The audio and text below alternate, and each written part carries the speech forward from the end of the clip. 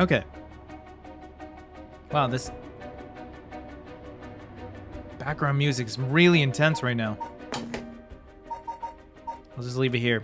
Hello, everyone. It is I, your starry-eyed cosmic hitman, Noa Aurelyte. We are back at Paranormasight. We're going to try and finish it out today. Hopefully, the whole entire story. What we know so far is we went through Shogo Okie's story, and then now we've, last week we've gone through some of the other characters' story, explored each piece, and now I think what we're getting at is all the stories converging and finding out who was the one who basically turned on all the curses. The one who started the rite of resurrection. So, without further ado, allons-y. Again, I'm voice acting all of these, so I'm gonna try my best. So, I forgot what voice I did for this guy. Give me a second. Ads will roll in about 50 seconds.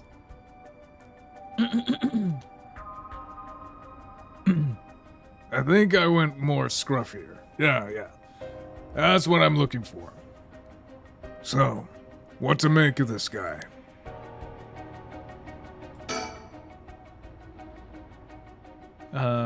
So, what is it you were doing here? It must be the incident at the former Yasuda Gardens. The dead policeman? I can't imagine a detective would come all the way out here otherwise. Huh? Say, Mr. Detective, have you ever heard of the Evergreen Beach?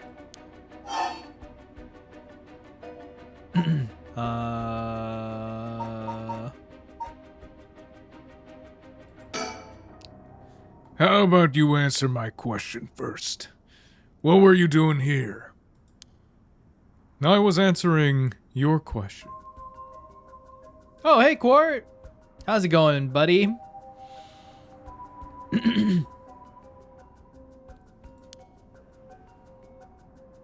I came here to look for this Evergreen Beach from the 7 Mysteries of Honjo. Actually, I was wondering if either of you knew anything about it.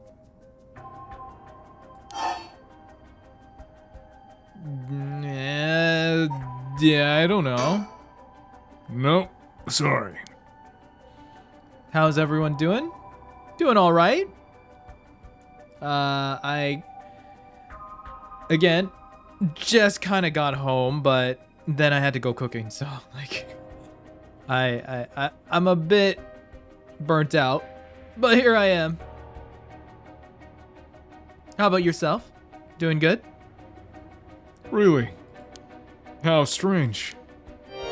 Detectives, you have the cursed stone of the Evergreen Beach, don't you? You. How did you know? Ariel, you idiot! Well, that was much easier than expected. Oh crap. Sorry. It was a simple inference. I figured you would have taken the curse if you were just in the gardens. You're doing okay? Well, that's good. I mean, not good or bad, but good. If you knew that, then you must be a curse bearer yourself. I have no intention of hiding anything. I plan to tell you from the start. Look. This is my cursed stone. I believe it's called the Foot Washing Mansion. That's right. But are you sure about this? I'm not so rash that I'd kill someone as soon as I found out they were a curse bearer. Not without talking to them first. You're the same, aren't you, detectives? You wouldn't use a curse on a normal person. It could be better. Yeah, I know the feeling. That was me Friday. But things are okay for me. They'll turn up. Let's speak as equals, shall we? Boss? Sure. We'd rather resolve this amicably, too.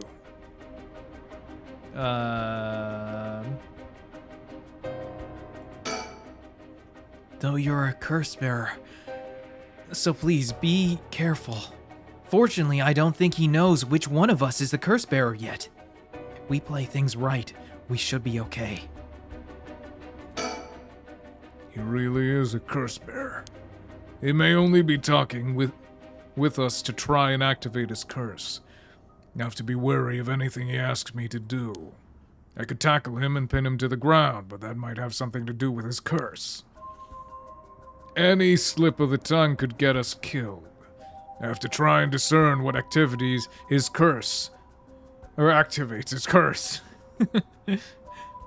So, what do I do? Oh, Court, I forgot to mention.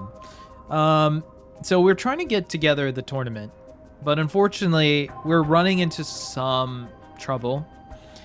I mean, Omega Strikers, if for some more context. We're still trying to get some more interest, trying to get more people involved in Omega Strikers. I think it will take some time for sure to get more buzz around it. But the difficult part that we kind of ran into is the developers. So as much as we want to give the game a chance, it looks like the developers aren't really into it anymore. We tried reaching out. I tried reaching out, but like it doesn't look like the devs are responding. I'm hoping if we give them enough time, Omega Strikers can like respond to us, but yeah, it's not looking great. But before we talk, there's something I should tell you. This is my cursed stone.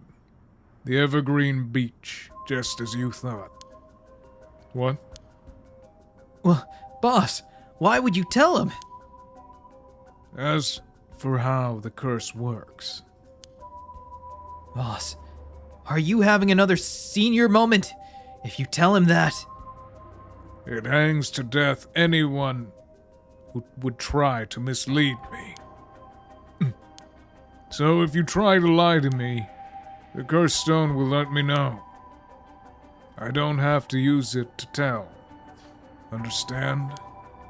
Whoa, really? That's super useful. I see. Understood. That's a pretty useful power for a detective. Tuesday I had to do something shitty. Sorry for the swear. Looking back, probably I won't feel proud of it, but I felt it was something I had to do. Oh man, I'm sorry about that.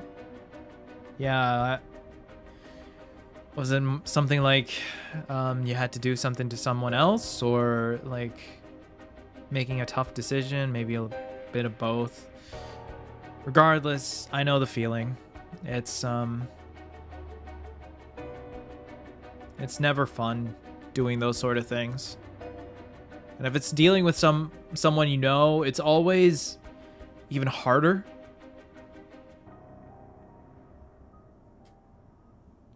So I hope it kind of works itself out. Oh, something you had to do to someone. That's always the hardest.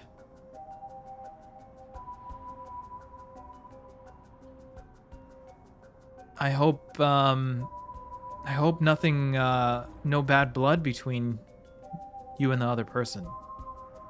Or if you weren't even close, then hopefully nothing bad comes out of it. It was a talk.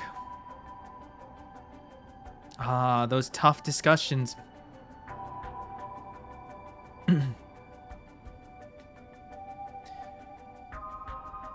That's a pretty useful power for a detective. Now, then, let's talk. Damn, it seems I've lost the upper hand. No point for petty tricks, then. I'll be honest with you. So far, so good. I could tackle him and pin him to the ground, but that might have something to do with his curse. Wait, I said that already. I see. He's warning him now that there's no point in lying. I had no idea a simple lie would set off the cursed stone, though.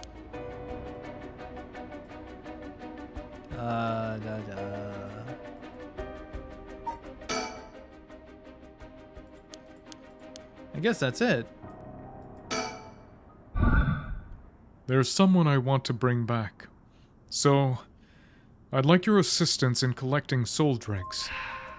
Can't help you. Please. All you have to do is tell me who the other curse bearers are. Sorry, but as a police officer, I can't just look the other way and let you go. Please. If you help me, I'll let you two go as well. Is that a threat? No.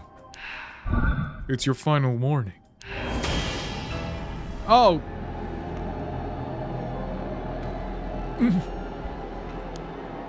My curse is the foot-washing mansion. Did you really think you could escape it just by being careful?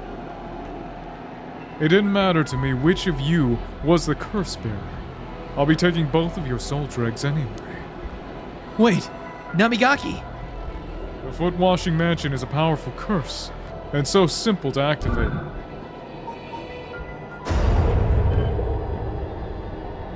Oh. Ario, get out of here! Hurry! I'll find you later. What?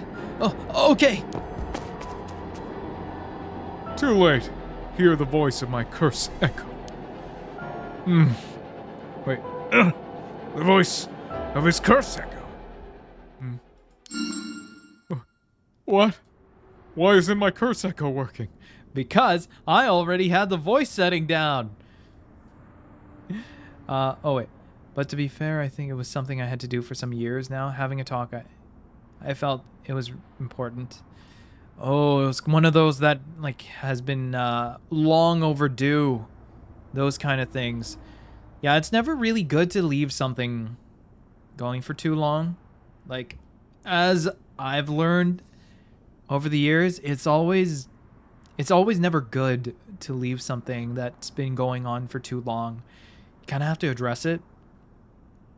And even if a discussion is hard, you know, the way you say it and the way you approach it can make a world of difference. But it doesn't take away the fact that something you talk about can be challenging and can always be hard. And you can never control, despite your best efforts, on how the other person reacts.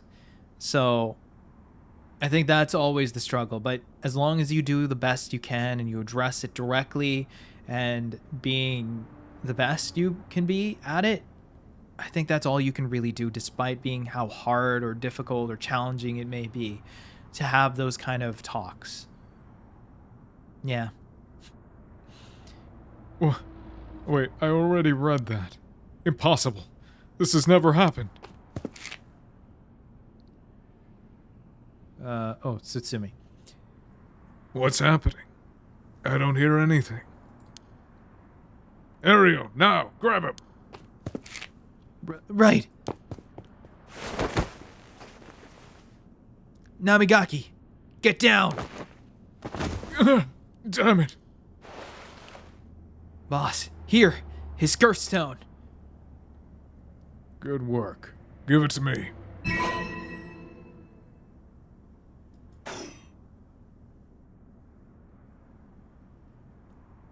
Damn it. Why? What do you think, boss? Should we lock him up? I haven't even touched you. You can't consider that assault of a police officer. Let him go. All we need is this stone. How could this happen? By right of resurrection. Give it up. The right was too good to be true from the start. I don't know what happened to you, but you'd be better off mourning whoever you lost the right way. Now get out of here. Damn it. Ew, that was a close one, huh, boss? We'd probably be dead if he had activated his curse. Yeah, I'm not sure what, but something stopped his curse from... Boss, are you okay? Does having another curse stone hurt? Yeah, the curse from this one is flowing into me, too. Oh no. I saw what activates the curse from the foot-washing mansion, and the resentful memories bound to it. I see. I always thought this one was one of the stranger of the 7 mysteries. Now I know why. This sure is something. What did you see? Let's save that for later. All you need to know for now is that it's a particularly powerful curse. We're lucky we took it from you quickly. You. Thanks for dragging... sorry for dragging down the mood for something more happy. I was already prepared to say time to lower the volume. Wait, am I loud? I'm sorry if I'm loud. Is the audio too loud? I'm gonna lower a little bit. It is kind of loud on me. No. It's all good. It's all good. So on Friday's stream, I kind of started it early. I think it was Friday's stream. Was it Friday's stream? Last Friday, I mean. I kind of started early just to kind of let out a lot of my own pent out frustrations, or like me just screaming to the void. Oh, because of the curse? Yeah. I was thinking ahead. I was ahead of the game. That guy's curse is like nothing. Once you know that little gimmick, it's nothing.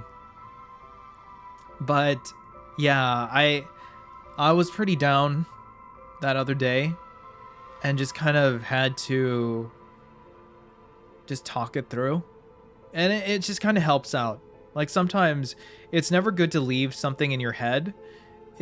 Even if you're not talking to someone, it's always good to just like let these things out, because it's never good to hold things. It never is. And talking it through kind of helps you through a bad situation and helps your overall mood generally to kind of process a situation that has happened or is happening or any of those sort of things. So that I was in the same boat, Court. I was in the same boat.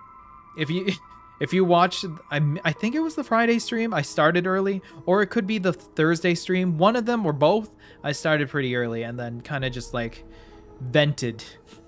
I took the moment to vent. I made no announcement that I was starting early, but I vented. You won't find it on the YouTube side. It'll be only on the Twitch side too. So if the VOD's still up, then it's there.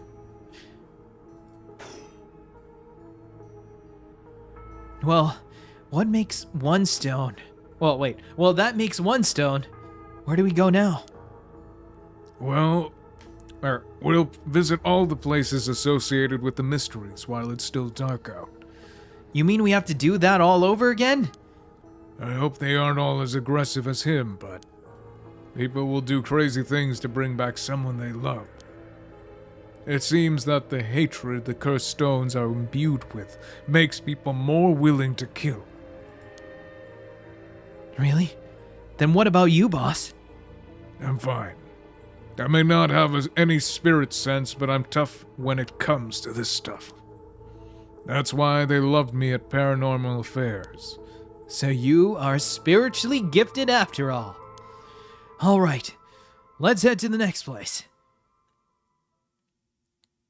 Yeah, no worries. You got it, Court. So I'm starting to think that everything that happened was an alternate timeline, and the true timeline is probably this one where Shogo just, just kicks the bucket. So everything that's happening here is the actual things that transpired, and all of this, the Shogo story, didn't happen.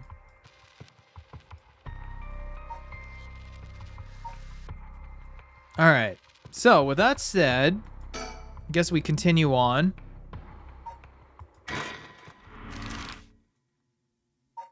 Midorichi Park. So this is where we met the police officers before during Shogo's story.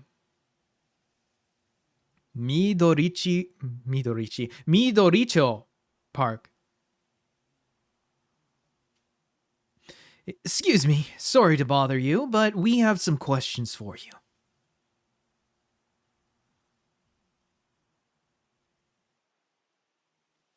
What? Are you with the police? I haven't done anything. Don't worry, this isn't an interrogation or anything, we just want to talk. You're Hideki Araishi, right? The historian. We know who you are, so this won't take long. But since we saw you here, we'd like to ask you a couple questions. This is playing out like Shogo. I think that's it as well. Though Shogo did kill one person, so yeah, right? Well, let's get it over with. I'm a busy man. Hideki Araishi. It says he's a local historian.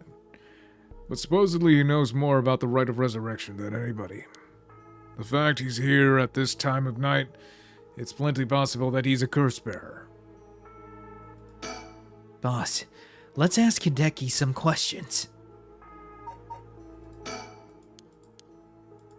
All right, I guess we go. There's no other options. Now, Mr. Araishi, what were you doing here at this time of night? Be right back. Oh, okay. Doing research, of course. Day or night, information never sleeps. That's an admirable philosophy. You know, your research has been quite the talk of town. Around town. Oh god, there's so much. Alright, you found some kind of ritual in the Record of Fates. What? Don't tell me you want to know how to carry out the rite of resurrection too. To be perfectly honest, I'm tired of people asking me about it all the time.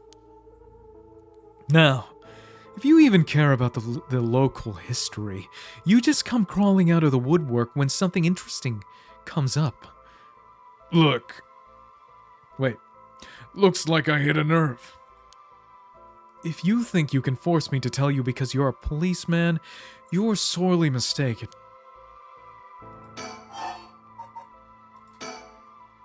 Was the research you were doing just now also related to the rite of resurrection? Well, yes. That's right. What exactly were you looking for? I have no reason to tell you that. You wouldn't understand anyway. Well, yes, that's right. Oh, wait. That's it? Okay, about his... Are you doing all this research so you can use the rite of resurrection yourself? You're a policeman.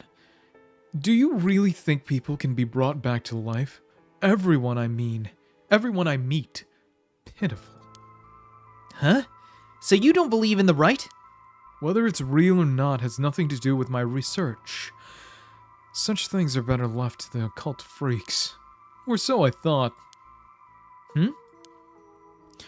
Things changed. It has become necessary for me to pursue the rite. So now I pray that it is real. What changed? I'm sure you can imagine.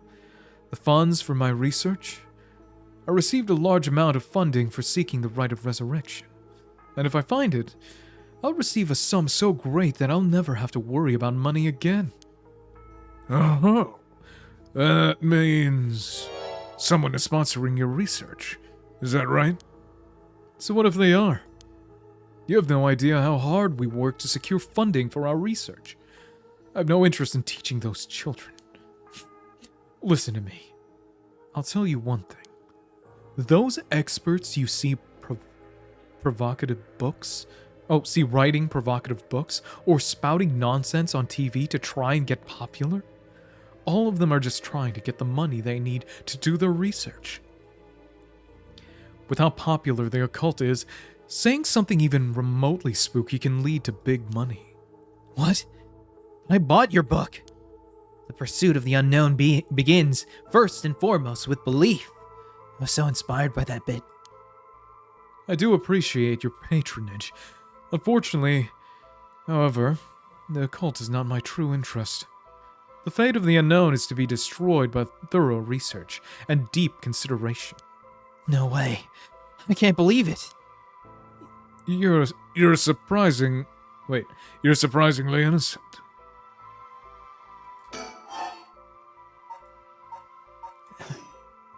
That... This record of fates. Where did you get your hands on it? The storehouse of an old private residence in the city, just as the public was told. I'm unable to be more precise due to an agreement with my informant. Then what kind of research do you want to be doing? I'm sure it wouldn't interest you, but put it simply, the focus of my research is how historical accounts transform into folklore over the years as they are passed down from generation to generation. What does that mean? Due to human bias, the account of an event is inevitably changed by the persons communicating it. This is not necessarily done with ill intention. It happens when someone tries to fill in the gaps in a story that lacks detail. Or when something's left out or abridged because of the story's length. Or when a story's twists and shifts as it spreads through oral tradition. Even when two stories are told about the same event, differences in culture or environment affect how it's told, changing its content. Silly little things can turn into terribly mysterious legends. My research is the study of how history, culture, and legend all influence each other. I see. Take the 7 mysteries of Honjo, for example. Why are some of the mysteries seemingly about nothing particularly interesting? You'd think stories wouldn't last a decade, let alone hundreds of years. So why? Perhaps putting it that way piques your interest. I admit, I am curious. So that's what you've been So that's what you've been researching all this time. Makes sense. As I said, it doesn't matter to me whether the right exists or not. If people in the Edo period believe that what was written in the record of fates was real, that's all I'm interested in.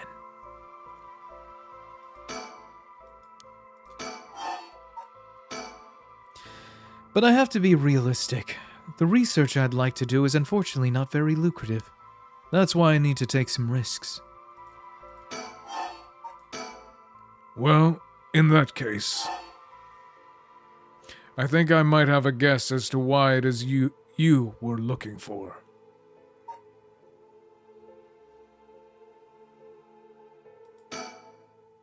What? Damn it. If you know about that, then... Calm down. No need to get so defensive.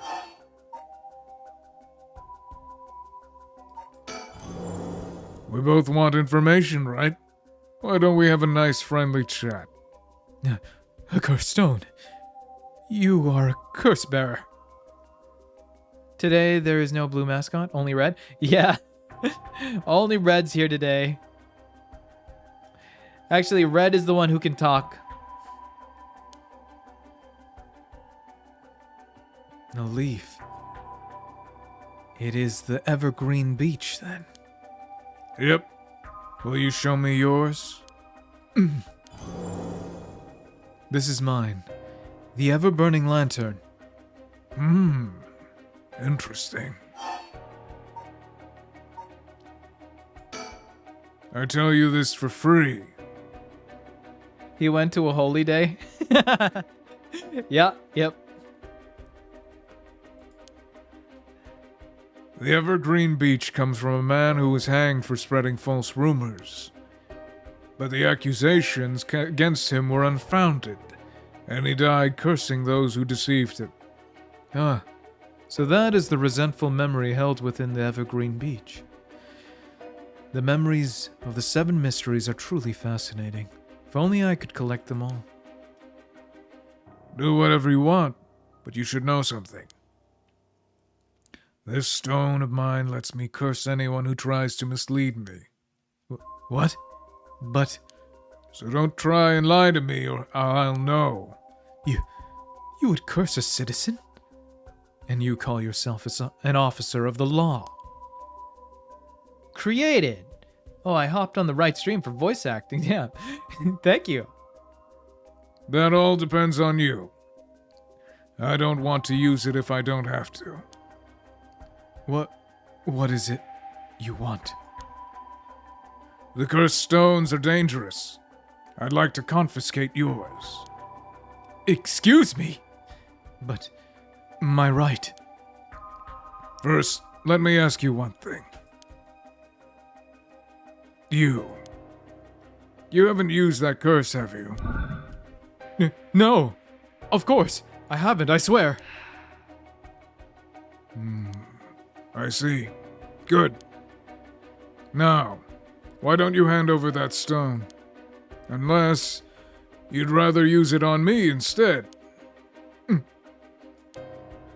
Damn you. I won't give it to you.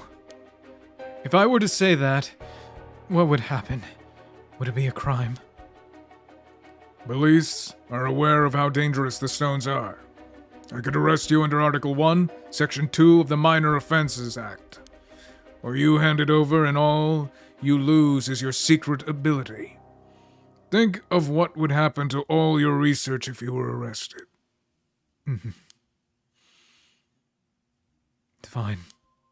You can have the stone here.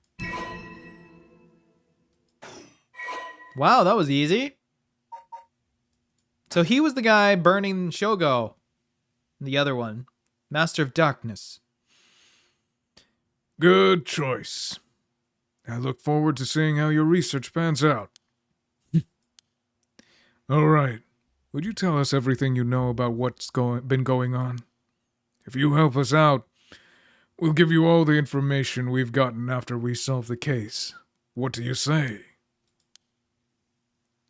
In that case, will you tell me all about the resentful memories of the 7 mysteries? I believe they are the key to the secret hidden in the record of fate. Sure. Why not? I'll learn about them as I collect the cursed stones.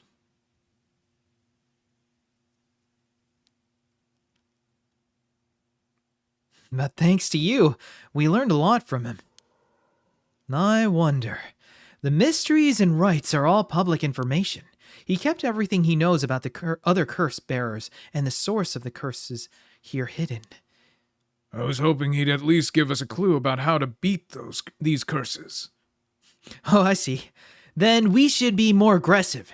Next time, we'll really make them spit it out. And by the way, I mean you. I'm guessing he wants to save this curse.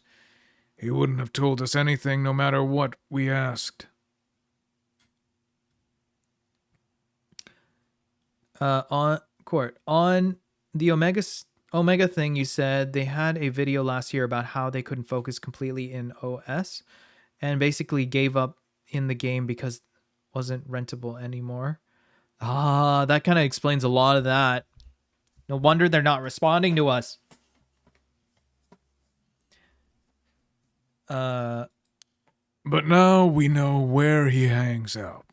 We could always send someone for him if need be. Right. Got it. I was surprised to hear that there are actually 9 of the 7 mysteries, though. Yeah.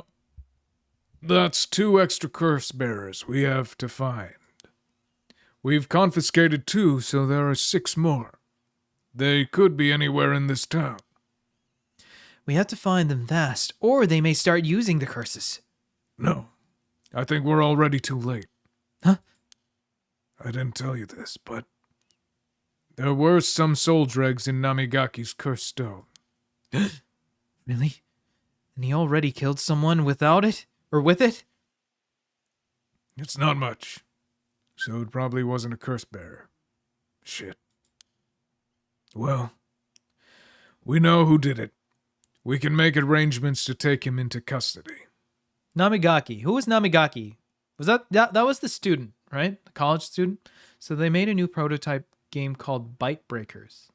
Ooh, Bite Breakers. Let me type that up. So is it like similar? Oh, I'm seeing it. Kind of different. Interesting. Interesting. Okay. Let me get back. Well, we'll have Paranormal Affairs pick him up tomorrow. For now, we continue our search. Right. On the next place. Or on to the next place. We just have to cross them off the list one by one. Oh. What the? Sorry, guys. Unexpected sound just kind of popped in. I didn't realize it was going to play on my headset. All right, back. Oh, but boss. Good to know we can use the Minor Offenses Act to arrest people with curse stones. But why do we do that with Namigaki? Or didn't do that with Namigaki? If we could do that, there'd be no need for Paranormal Affairs. What grounds would a normal detective have to put him under arrest? Oh, right. Yeah, I suppose that's true. Oh, that was quick. All right. So, what does that mean? I must be missing something. All right. So, we're here at this point now in the story. I'm debating where to go.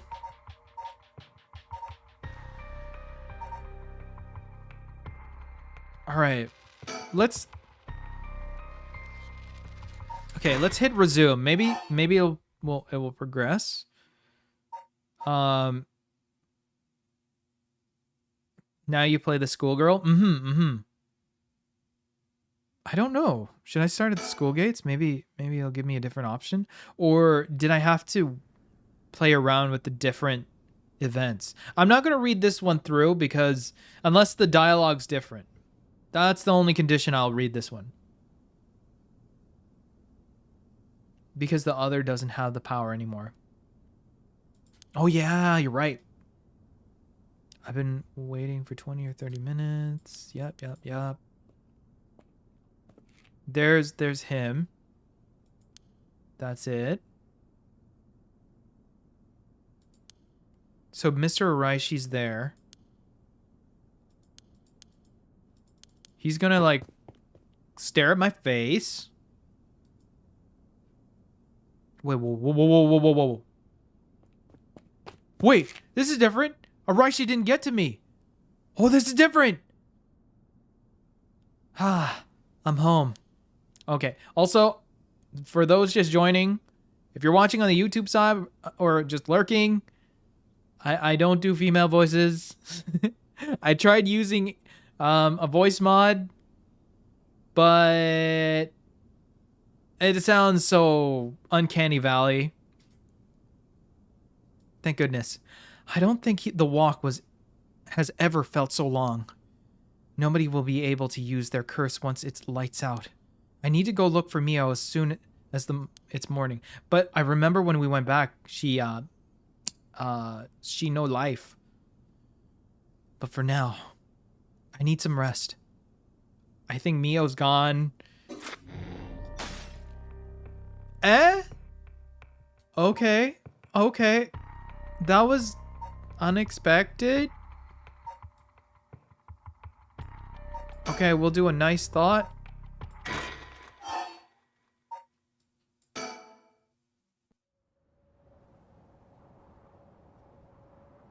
So, what next? The big question now is what the rest of the curse bearers are up to. Luckily, the Sumida River is a good distance from any of the 7 mysteries. It's unlikely the other curse bearers will come all the way here. I can finally have a moment to think. I see. Are we almost at the end? I'm not sure. All right. Excuse me.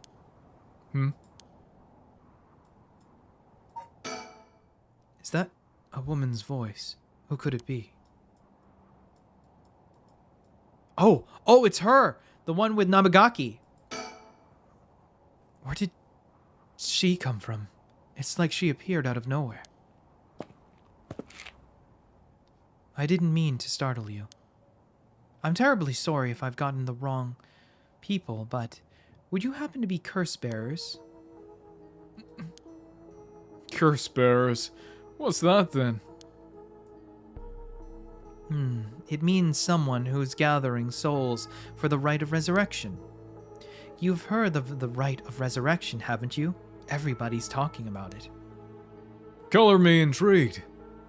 Care to tell me more, miss? What was your name again? Oh, silly me. I'm Ayame Tono. So she must be one of the extra curse bearers.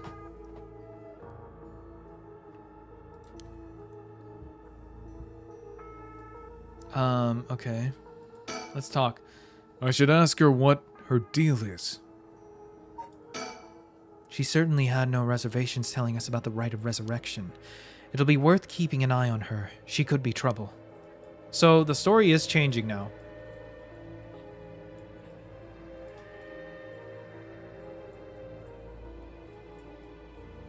I'm trying to see any anomalies, but I don't see anything. There's more to the rite of resurrection than meets the eye, you see.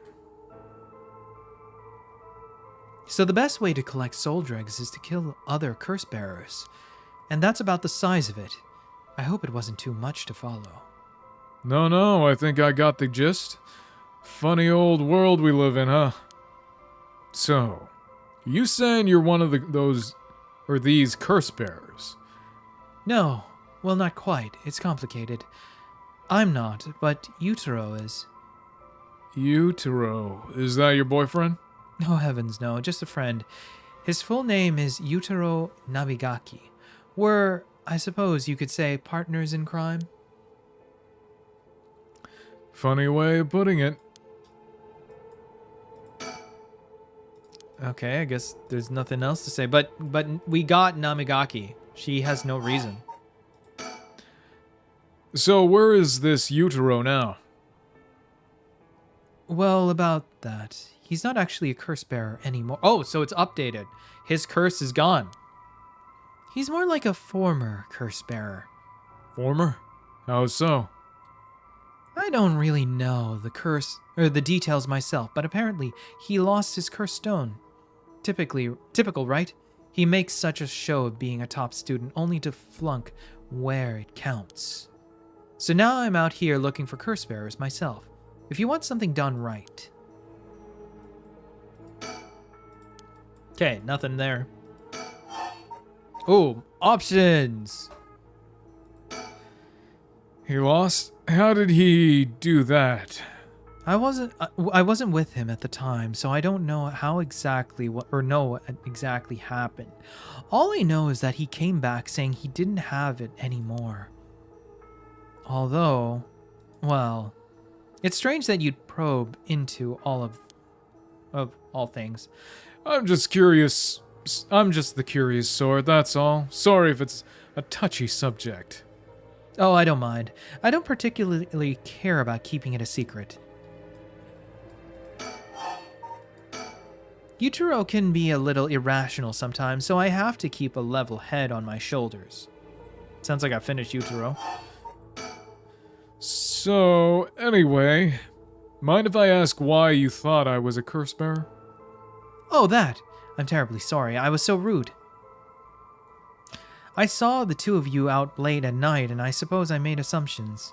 Gotcha. Sorry if we gave you the wrong idea. Out of interest, what was your plan if we did turn out to be curse bearers? Great question. And the answer is, I was going to ask you very nicely for your curse stones. And you thought we'd have given them to you? Just like that? Well, maybe not. But you know what they say. You never know until you ask. You must really love your boyfriend if you're willing to try something that risky. Oh goodness, no. We're just friends. My life doesn't revolve around him, you know. Anyway, you aren't curse bearers, so I'm just bothering you, aren't I? Please ignore me. So, what are you trying to do with this rite of resurrection? Well, Yutaro has his own plan all laid out. I don't know if I can get behind it, though. It seems, how do I put it, self-centered. I mean, if you got a chance to resurrect the dead, it wouldn't be a waste not to use it on someone that really matters, right? So I was planning to steal his curse stone at the last second and use it for myself. Well, until he lost it anyway. No, but don't tell Yutaro I was going to do that, okay?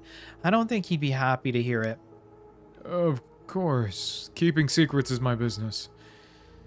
My, aren't you dashing?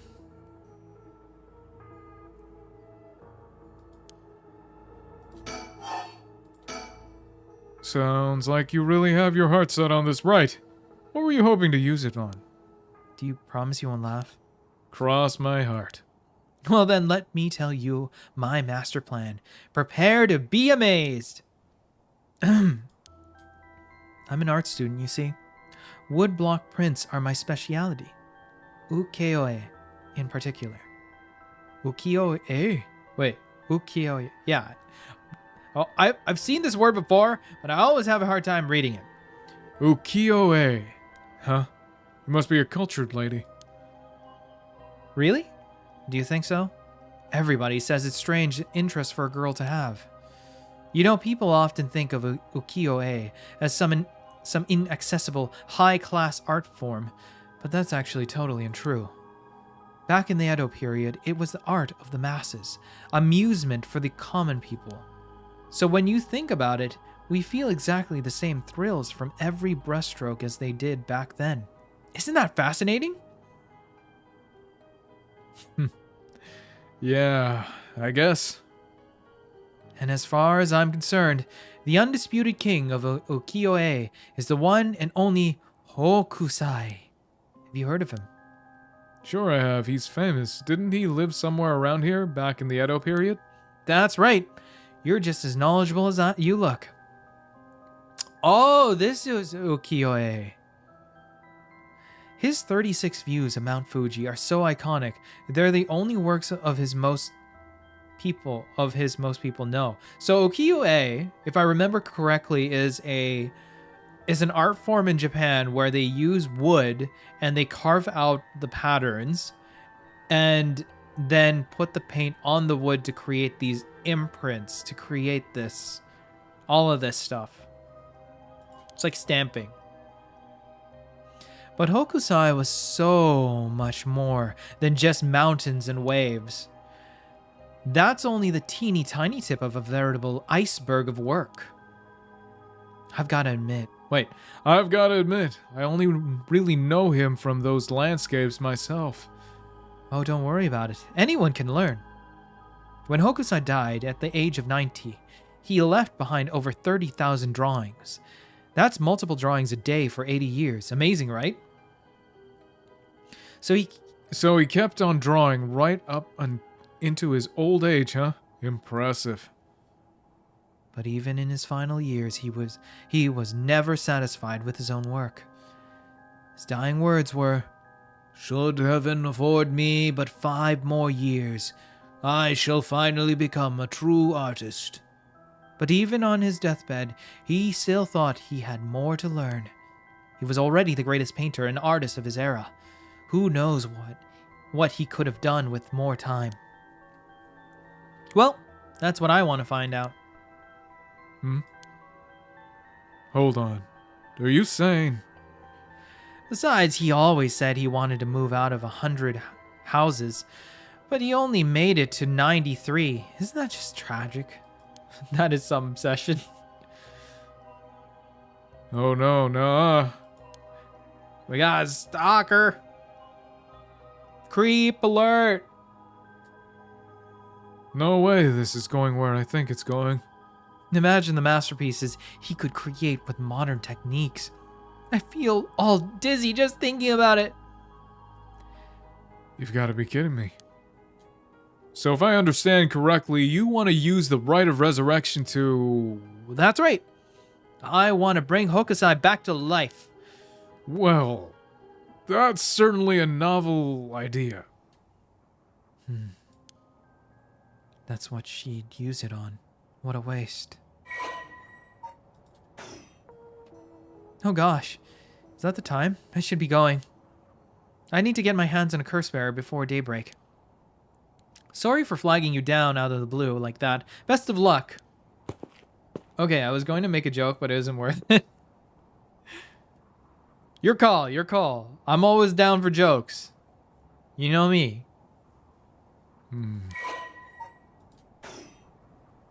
Well, there goes trouble. If we're going after cursed stones, we should keep an eye on her. Two if we can. Why do you say that? Before she left, she wished us best of luck. She got at least an inkling that we're curse bearers. My. There's a good chance we'll clash sooner or later. We're after the same thing after all. You head back up to the mansion, ma'am. I think I'll tail her for a while.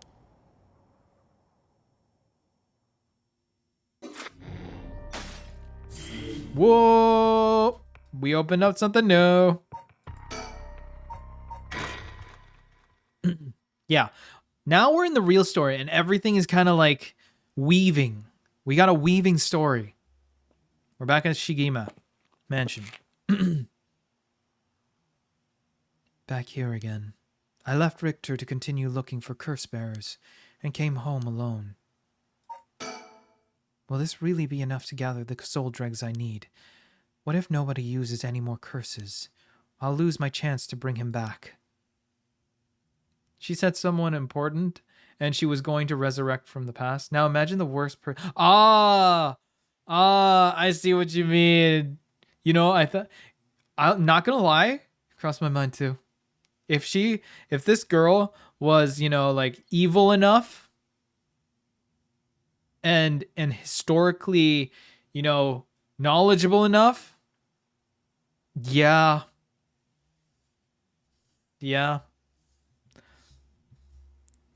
Or if we had like a very religious character, imagine, I'm gonna resurrect Jesus.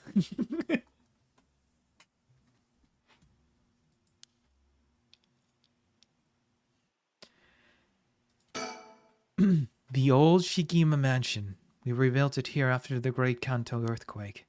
It's always stayed the same. All these years, even the war didn't touch it. I never liked it growing up. I always wanted to live somewhere more modern. Oh! A sticker.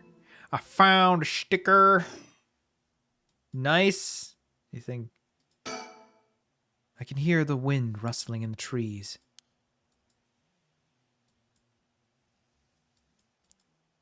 I guess that's it. That is it. Nothing else to look at. I guess I go to the entrance. What if I hit wait here? Okay, well, no good from waiting here. We're going inside.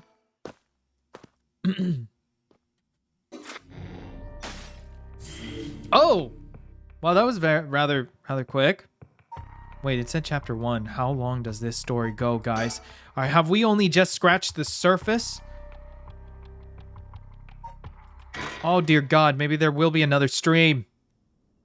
I know we're only an hour in, but I'm afraid that if this story goes longer and Shogo's story was just like a little prologue. Well, with this, we'll have visited every place connected to the 7 mysteries. This is the last spot, huh? And we've got nothing to show for it. Even though every last location looks suspect from top to bottom. Maybe we came at the wrong time. There might not have been any curse bearers around. Sounds like we'll need to do another round before morning comes then. Or maybe someone's been observing our movements. What? No way! It's just a thought. Either way, we should check out this last place. Let's hope we finally get a lead.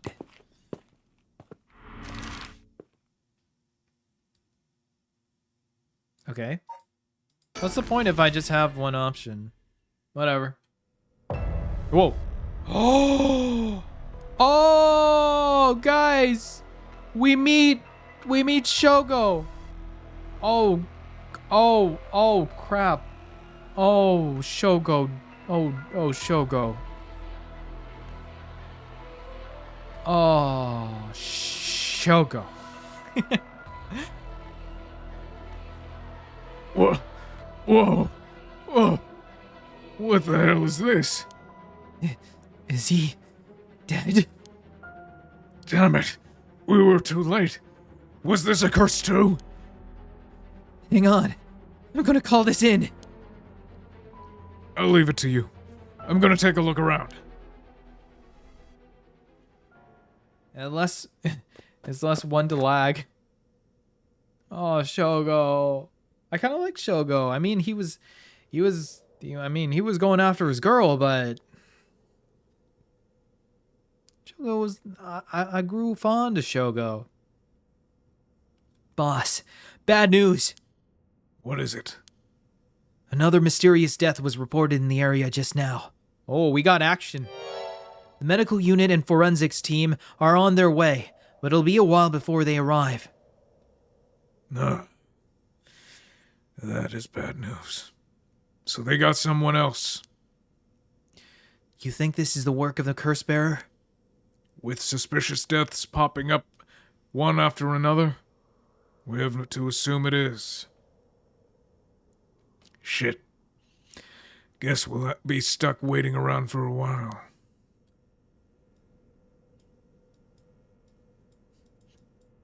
Can't.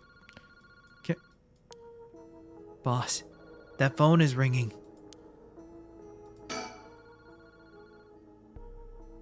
Boss, the phone. What about it? It's ringing. Sure is. Aren't you gonna pick it up? Huh? Why would I?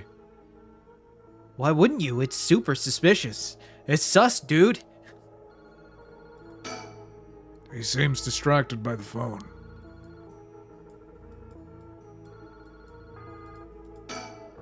I checked the surroundings earlier. There were no signs of a curse bearer or any curse echoes around. The ringing of the phone is the only sound cutting through the quiet park.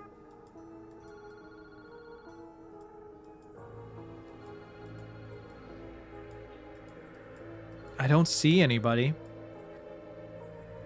To be fair, me too. Though in that timeline he became a bit crazy. Yeah, he became bloodthirsty. Shogo went bloodthirsty. Well, wait, that park. Did the ambulance pick up the girl? So if we're in the timeline, the girl went home.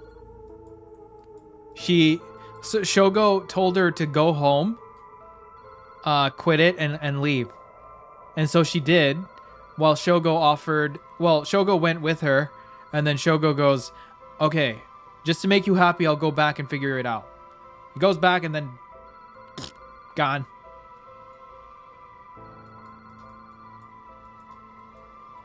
Bad move. All because he just wanted to get the girl.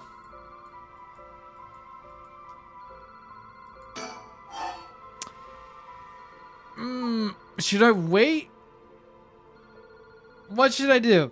Answer or wait a bit longer? I mean, it doesn't really matter.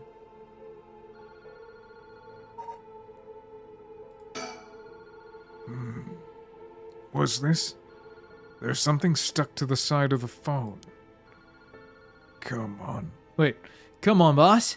That's not what we're supposed to be searching for. Nice. Collecting the stickers. All right, I'll answer it. Well, we better go check it out. You're right. But be careful. It could be a curse. Hey, I said we. You expect me to go alone? You're the one who's tough against this stuff. Don't worry, boss. You can do it. Go on now. Damn it.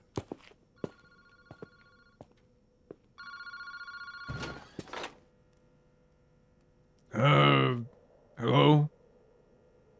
Kinshibori Park phone booth? What the heck am I saying? Did Shogo die from the curse of the girl? That I don't know. it never explained what exactly happened. He just like 1 minute, you know, things go blank and then poof, gone. He unlifed. He unbirthed. Man's voice. Let me think how I want to do this man's voice. Maybe I'll do like a distorted voice. So, Evening, Detective. Tsutsumi. How are things looking out there? Who's this? I finally got him. The real deal. Detective Tetsuo Tsutsumi himself. Oh, wait. That's Chief Inspector Tsutsumi now, isn't it? You've come a long way since we last met. I asked you to identify yourself. Man, have you forgotten already? After all the time we spent together. What a time that was. As I recall, I gave you quite the runaround. Wait. Is this... Fumichika Nejima? what? Did you say Fumichika Nejima? He was the serial killer guy, if you remember, when they were talking about this guy who chopped people up and threw people in the river. Like the one from the Nejima murders? Ding, ding, ding, ding. You got it. I have a feeling that the great Chief Tsutsumi would remember me. I spent 20 long years in a cell thanks to you. That shit was not easy. You should be thanking me. Should have given you plenty of time to think and atone for your sins. Plot twists. That it did. I've repented. My conscience is clean as a whistle. Bullshit. 20 years in prison doesn't even begin to make up for the shit you did. I don't know about that. After all, the justice system was gracious enough to grant me parole. What? If this is the real Fumichika Nejima, he must have still a grudge against me for arresting me, or him. So, is this payback? Damn it.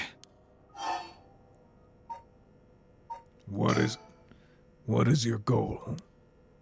No, you gotta understand. I've repented, seen the light. I've been a good boy since I was granted parole. I even got myself a job. I've been real serious about walking the right path. Well, that's very nice. Keep it up. That is some light sentence for serial killing. I know. If I remember correctly, Japan has some of the most strictest, most serious jail justice systems in all of the world. So getting only 20 years, that's light. I know here's you at least get a life in prison. Whether you're in States or Canada.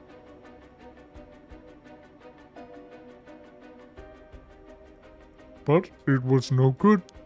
When the opportunity arose, it was impossible to hold myself back. I knew I had to give you a little token of thanks, or I'd never truly be able to have a fresh start. Do you get what I'm saying? No. Thanks. I don't need anything. No need to do all that for me.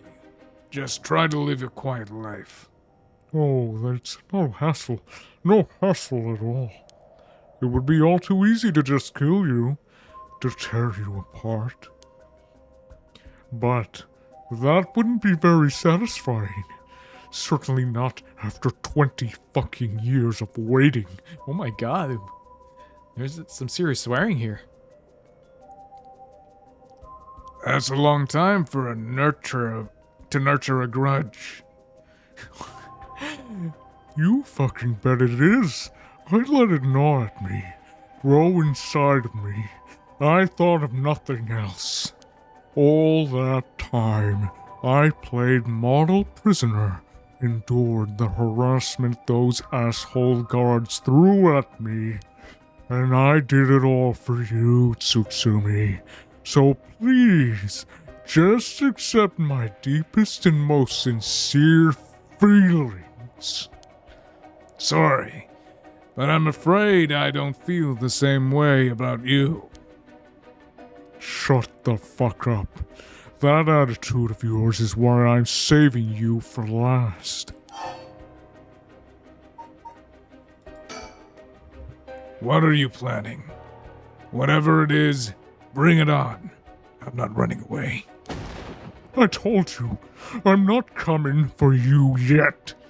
Pay attention when people talk, shithead. You see, this time I want to see you on your knees, weeping in despair, begging me for mercy.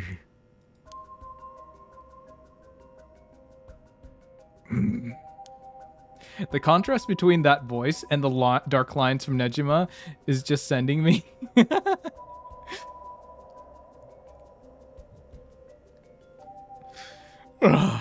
Wait, Tsutsumi. Wow. Oh no. I'm so sorry, dear Nejima. Please forgive me, and I won't do it again. Shut the fuck up. This is exactly why I've always hated you so fucking much. It was worth a shot. Did you really think that would save me, asshole? You must be crazy. Well, then we're both crazy. We've got so much in common, we should be friends. Enjoy cracking your jokes while you still can. I'm going to kill everyone you care about, one by one, till there's no one left. Sorry to disappoint, but I'm a lone wolf. I don't have anyone like that in my life. Boss? What about me? Or wait, are you just trying to protect me? There's not a single person you care about. I wonder what your sweet daughter would think if she were to hear that. Don't you fucking dare. I'm warning you. My teacher once said the max sentence you can get here is 20 years, though. I don't really know how it is. Interesting. In Portugal? No way. Oh, very nice. This is more like it. She's living all on her own now, isn't she? Attending university and all. Such a good little girl. I added that little part. Oh my. Don't tell me that she just happened to live in Honjo. Huh? She does? No. Forget it. This isn't funny, asshole. I'm gonna find you and make you pay. And, I love it. Keep going. I want to hear you lose your mind. It's music to my ears. Fuck you. This keeps on going, guys. It keeps on going. I look forward to chopping up your little precious daughter. It'll be just like old times. I won't let that happen. Oh, so we finished that line? Okay. How did you find me? How do you know where I am? That's my favorite part. The sound of confusion in your voice. It's to die for. This is delicious. I can't get enough. I'm not telling you shit. Have fun racking your tiny little brain for it.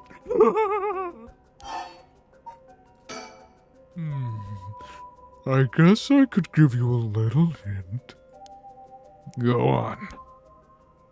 Well, you see, I have the one-sided reed. Tsutsumi, you have the evergreen beech, no? Nejima, you're a curse bearer. You're using the power of the curse. Indeed. And what a peculiar curse it is. But that is where my hints end. God damn it. The curse echo couldn't have fallen into the worst hands.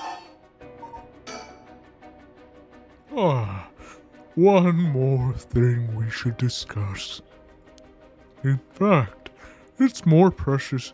Or why am I saying precious? It's more important thing. I thought you were finally going to shut up. I'm already sick of you, so I'll pass. Oh, but you don't want to miss this. It's the main course. I could just go after your daughter, but something tells me you'd get bored. No, I'm good. You got me real fired up. You're in my head. Well done.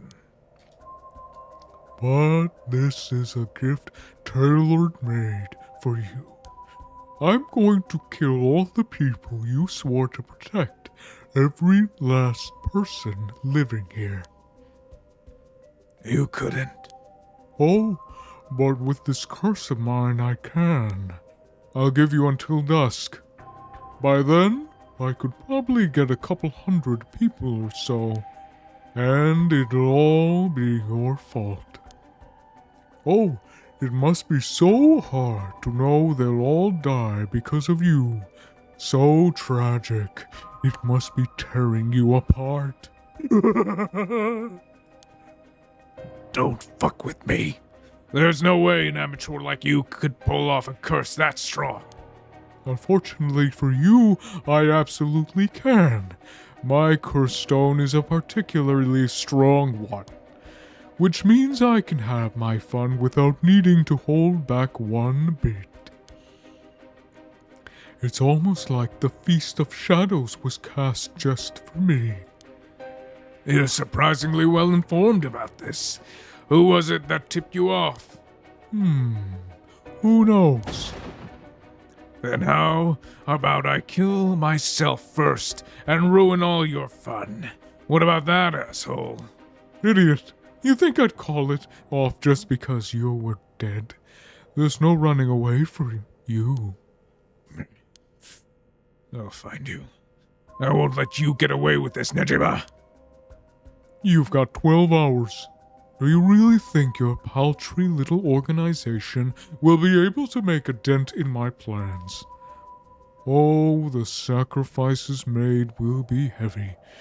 I can't wait to see you sobbing with regret. And I'll even have enough soul dregs to pull off the rite of resurrection. How splendid. Wait, Nejima, you're after the... Anyway, see you around. Bye-bye now. My throat is... That was a lot of dialogue. Oh, man. I never voice acted that hard in a while. Oh. Boss. There we go. Did you catch all that? Nejima, what is he planning? Who knows? For now, we need to find him. Get him in custody.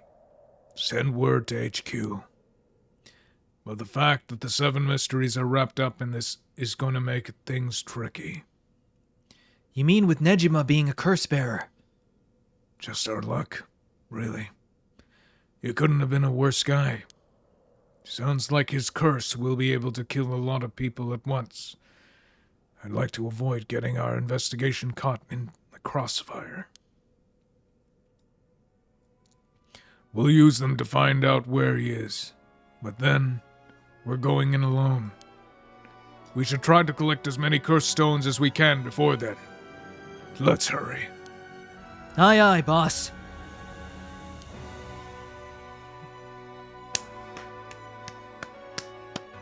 Later. It was reported that a total of 3 suspicious deaths were discovered that night. Nejima's threats, along with the curses, were kept secret from the general public. However, the Honjo serial killings still made international headlines following the death of police officer Hajime Yoshimi. At Tsutsumi's request, a large-scale investigation was launched into Fumichika Nejima's whereabouts. Tsutsumi and Eryo themselves spent the rest of the night looking for curse bearers in the area, but their search ended in vain. And with that, the curtain closed in that cursed night. Wait, that's it? 12 hours to sunset.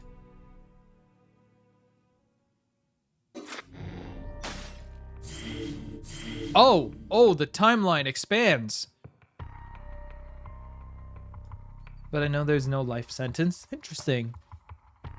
I guess you guys are a little more lenient. Ooh, that was intense, guys. Okay, I'm gonna go back to the schoolgirls. Oh, is Mio alive? Look. Mio looks like alive. Okay, for those of you that are just coming in, when I play the girls, I don't voice act, like, change my voice to a feminine voice or anything like that. This is just regular me. I'll just be reading it. And I did make Mio like a valley girl, but a dorky one. Oh, good morning, Yako.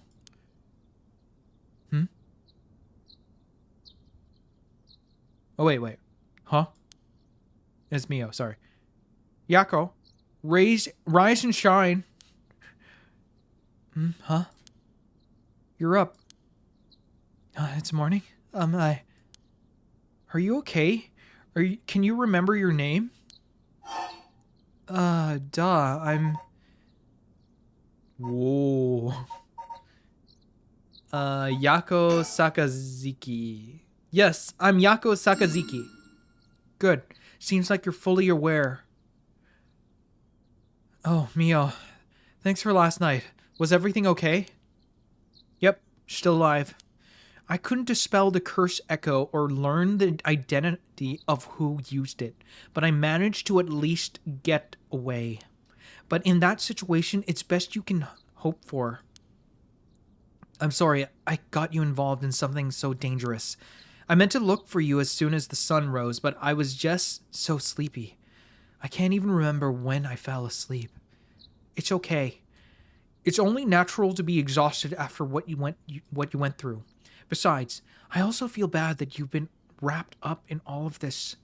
It's supposed to be my job to prevent that from happening. Oh yeah, you said something about that last night. Just who are you exactly, Mio? Well, here, it's not that common to have murder crime scenes, and what happens is only like one person. That is fair, but like, it's serious. But I guess, I don't know.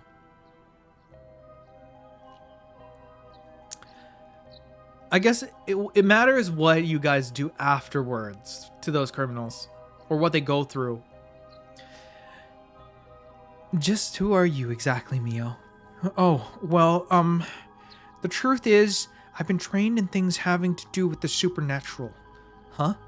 You mean you can learn that kind of stuff like you would with flower arrangements? I had quite the eventful childhood. Huh, that sounds like it must have been tough.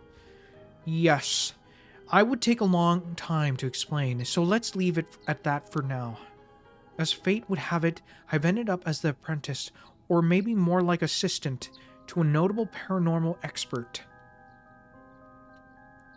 Schools have always had more paranormal disturbances because young people tend to be more susceptible to these things.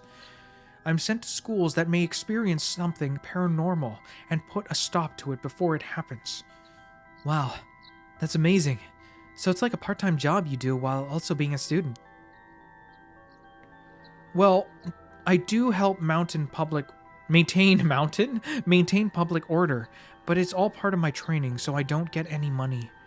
Oh, you've got it rough then. But still, that's really amazing. You were so cool when you faced off against the evil spirit. I never know if I should be happy when you compliment me like that. But anyway, that's why it's up to me to resolve any paranormal activities at the school, and why I'm going to look into the cause of all this. But for now, let's head to school. Yeah. Oh, do you have the cursed stone? Now that it's daytime, its power is diminished. I should be able to hold on to it. Want to give it a try? Right, I do have it, but... Oh wait, I just missed it. Is it really so wrong trying to bring Michio back, I mean? I can't approve of it. The rite of resurrection may seem like a dream come true, but if it involves taking the lives of other people, then... Yeah, true. I want to make sure this whole ritual ends without anyone getting hurt. That's what I believe, and what I'll put before anything else. I'm sorry, but is it okay if I hold on to it? Yako, I promise I won't use the curse no matter what, but maybe there's some other way. I just have this feeling that I couldn't give up on the possibility of just yet. That said, I'll help you, even if it's to stop the curses. For the Michio that still exists within me, I'll settle things so that we can move forward. Okay, but if you ever feel in danger, you can give me the cursed stone at any point. Right. Thank you, Mio. Okay then, let's go. She is an exorcist, huh? I don't know what she is. Exorcist. Medium.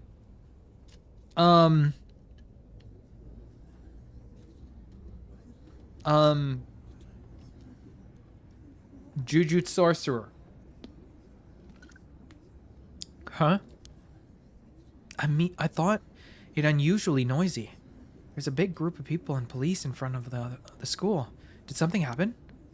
If the police are here, then something must have. I'll go ask. Thanks.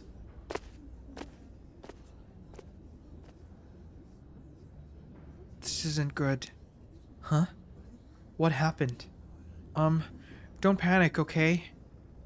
The first teacher who came to work this morning found something. Okay. Mr. Janochi was found dead in the middle of the school grounds. What? They're closing the school for the day. But that's not all. I didn't know this either,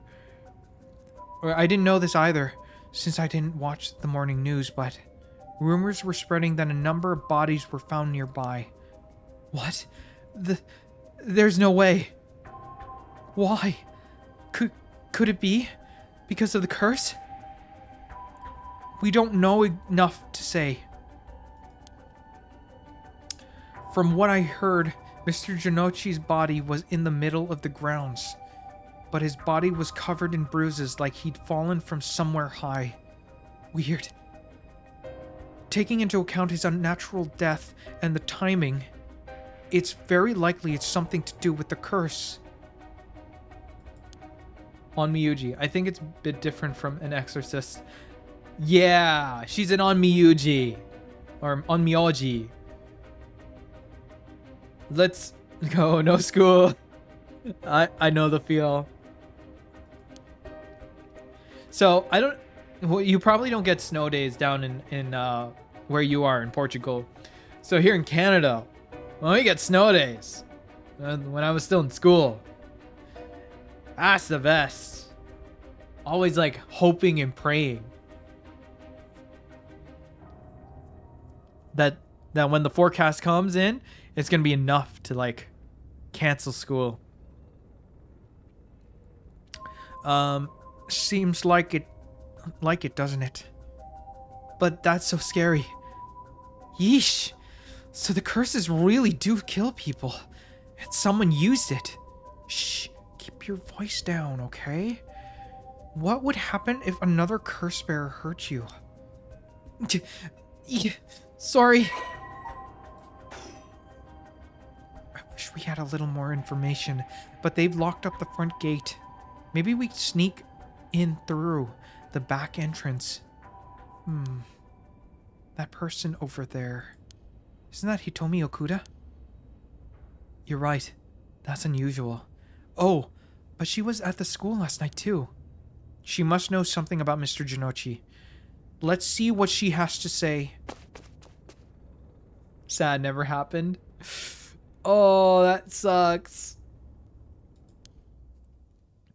Yeah. That's why, like, I feel bad for those who live in more warmer climates. You don't get the blessing of snow days. Huh. So you're telling me the two of you were the ones at the school last night? No sense hiding it, then. Plus, I owe you one, Mio. I'll tell you everything I know. Thank you. She owes you? Oh, yeah, I said that all backwards. Oh, yeah. right after I transferred here, there was a bit of trouble. She gave me one of those, what was it? Exorcisms. What? Oh, she's an exorcist. There you go. Court, you called it. She's an exorcist. Huh? So that's what it was?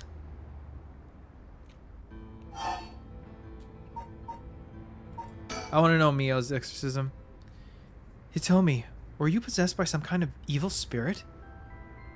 I don't understand it at all too well myself.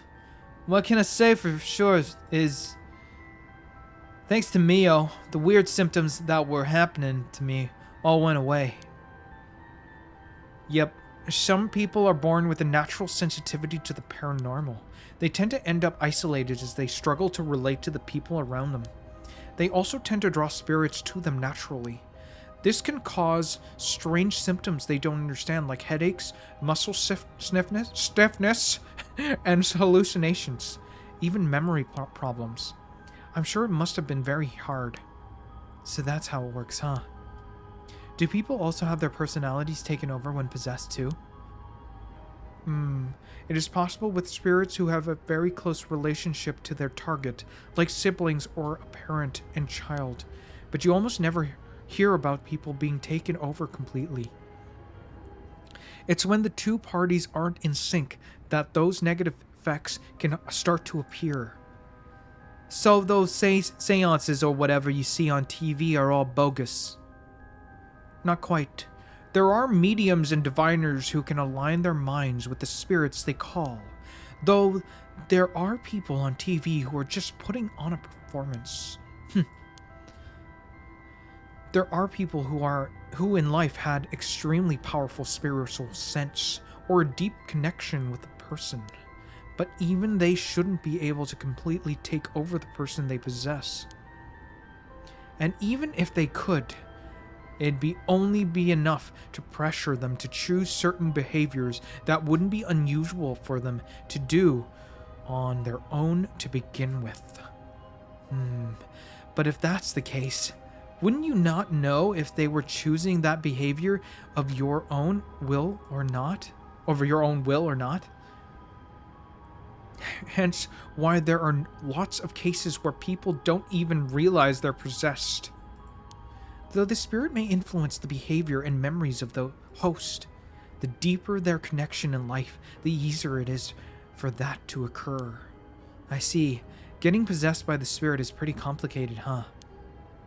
It must have been tough for you being possessed for so long, Hitomi. Whatever might have happened to me doesn't make any difference. Me being able to see spirits and stuff has nothing to do with how things ended up like this. Yeah, it's not like being able to see them is your fault either. The same goes for me. Maybe it's just something we have to live with. Court, though to be fair, in your country sometimes you need to shave out the ice from roads and in front of the houses, and that seems to suck. So I guess there's always pros and cons. Yeah, it's true. Whenever there's fresh snow that hits the ground, well, especially when there's a lot, we gotta shovel the snow. Fortunately, I have a snowblower. Get that driveway shoveled. But when roads suck, they suck. So when I have to drive, it is horrifying. One time I was on a highway and one car in front of me, and I give enough space, nearly spun out. It was freaking scary. And then when it reacted that way, I kind of had to brake a little bit, and I too kind of slipped. So I kind of spun out a little bit. Not like spun out, but I lost traction. So I kind of wiggled is the best word I could describe what happened. So like, yeah, pros and cons. But I love the look of snow. Snow is like, it represents Christmas to me. I think you have a knack for it yourself, Yakko. I bet you could see them too with a little training. Oops, I may have double clicked. So that's why you do the job you do, huh, Mio? I thought she was a weirdo when she showed up, all of a sudden saying she was going to exorcise me. If you hadn't said anything, I probably would have knocked your lights out. You tried to perform an exorcism on her without telling her anything? You see, in my experience, most people don't understand no matter how much I explain. They only accept my explanation after they see the results. I guess that makes sense. Did you hear about Mr. Jinochi?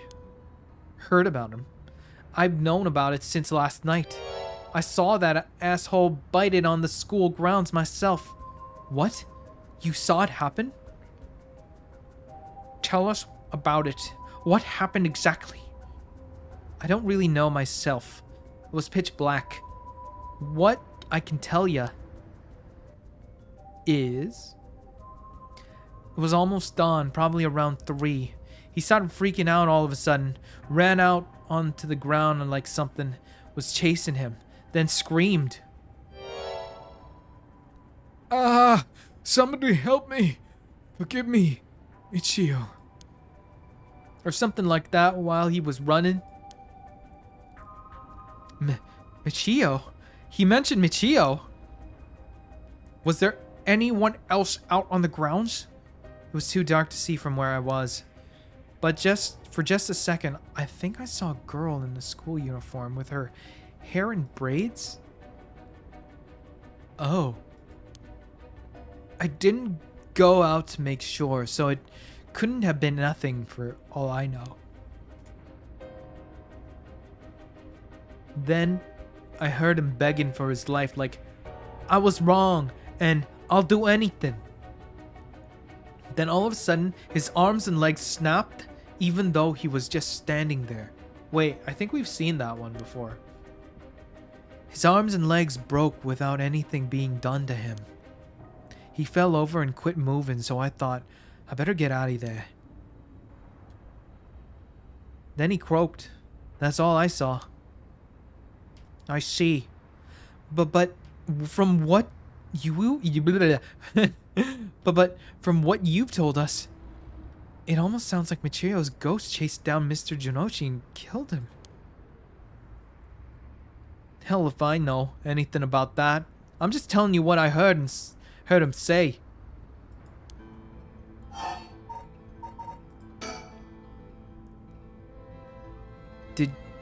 Did you tell the story to the police? Nope, I ain't gonna. Can't count on them for shit. Not like they'd believe such an insane story. Anyways. Right. But there's more to be at least one, must be at least one person in the police worth trusting, right? Yeah, I guess. There was this one cop who always got on my case about stuff. But he died just the other day. Oh, did he? I'm sorry to hear that. Everyone who gets involved with me ends up dead. Maybe I really am cursed. Pisses me off. You've got it all wrong. The spirit that possessed you wasn't that kind of spirit. Huh? It wasn't. Yeah, it was just an unfortunate coincidence. Though I'm sure that was hard enough for you.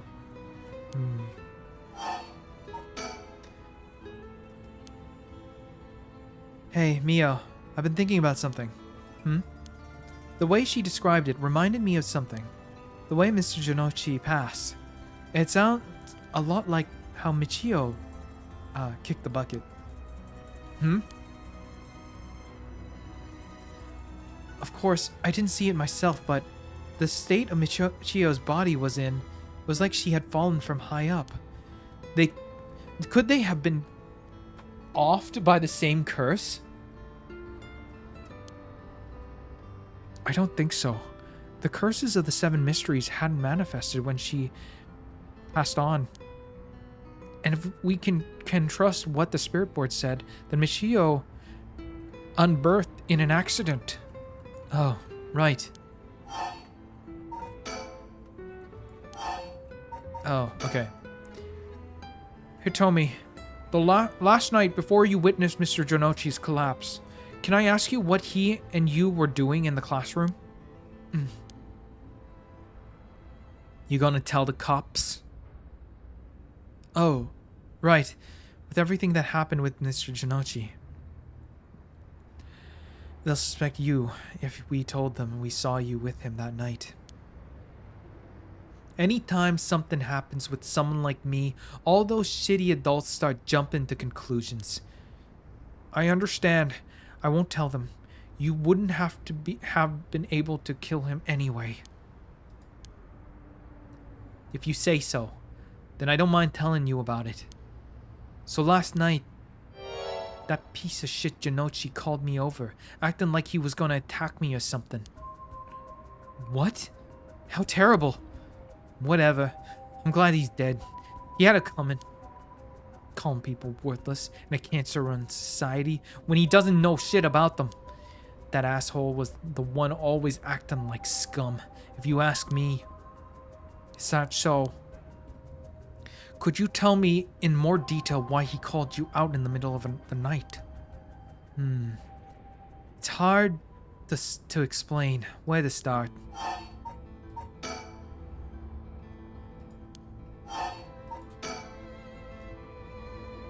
What did you mean Mr. Janochi's acting like scum?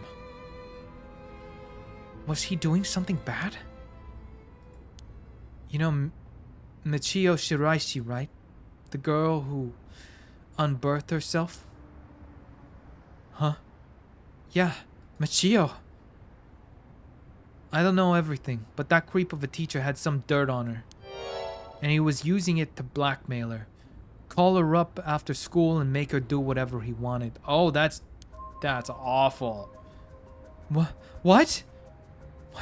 What do you mean when you say whatever he wanted? I'll leave it to your imagination. Nothing that a couple model students like you would ever get involved in. No way. That's... How? What do you mean by dirt? I don't know anything about this. How could I not have known about this?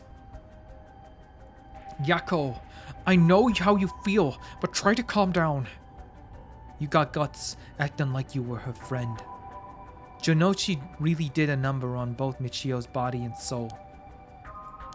She probably felt she couldn't tell anyone, like she had to suffer alone. No, terrible. Tomi, how do you know about this? I just happened to walk in on it. I know the spots around school people go to when they want to stay out of sight. He ran off in a panic when I yelled at him asking what he was doing. Walked in on it?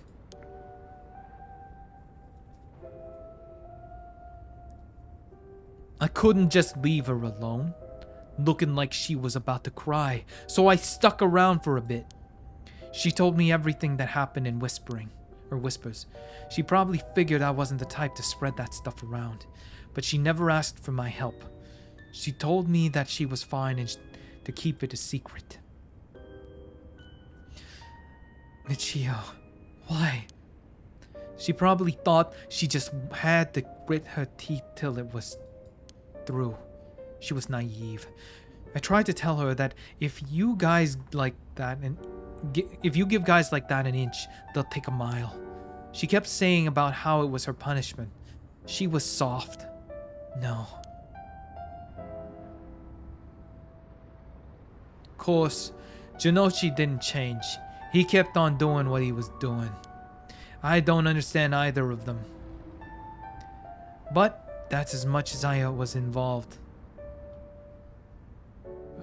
We got to deal with something. Give me a second.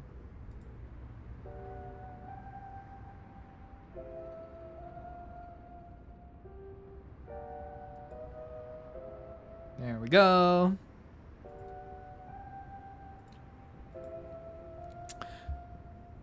Needed to do some moderation.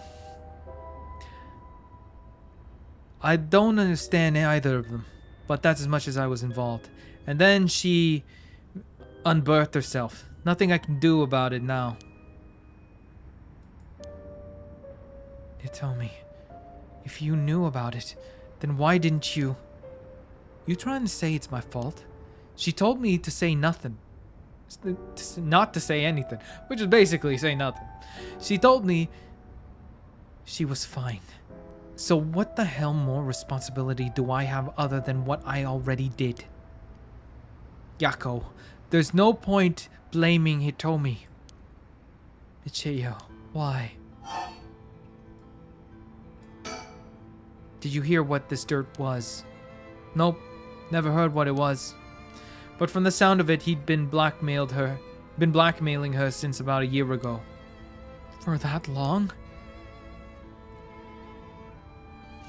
The dick probably caught her doing something she shouldn't have been doing. She looked well behaved, but there's more to a person than meets the eye, you know. There must have been some reason. Dunno. Wait, must have been some reason. Dunno, but got nothing to do with me. So last night, how did it all start? Ah, right. Remember that nosy cop I mentioned who was always on my case? He disconnected at the former Yasuda Gardens a couple days ago. Yoshimi was his name. He was part of the juvenile division. He didn't look like a cop at all. Real rough guy, but good at looking out for folks. So he was the only one I could talk to. Huh. So there was someone like that with the police. Too bad he ended up disconnecting. Oh, another thing. One time he suddenly introduced his fiancée to me. It was hilarious seeing a big guy like that act like a shy little kid all of a sudden. She told me that she was like me when she was my age, and that she was on my side. Must have been a terrible loss for her too. Yeah. I do feel a little bad for her when I think about it, how sad she must be. And I saw him at the gardens the night he disconnected. Oh no.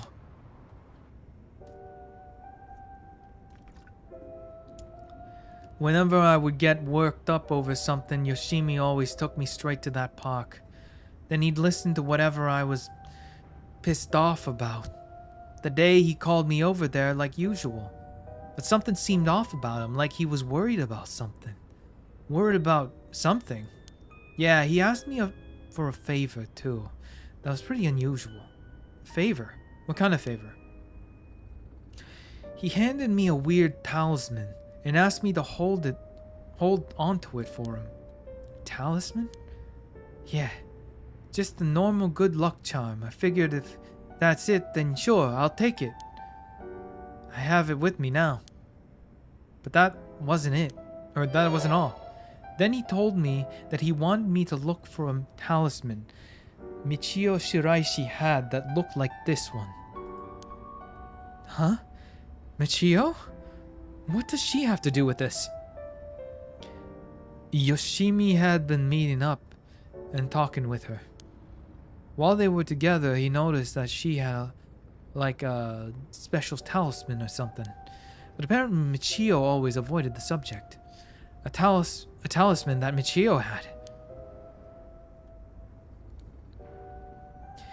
He knew that I knew her, so that's why he asked me, he said. Could there have been something that Michio couldn't tell even the police about? I know things at home were a little complicated. From what I heard, Michio was keeping her mouth shut about what Junochi was doing to her. Hard to talk with the cops when someone's got dirt on you. And I didn't squeal on anything about Michio either. Michio, what is it that had such a strong grip on you? So basically, Yoshimi didn't just have his eye on Michio, but a talisman too.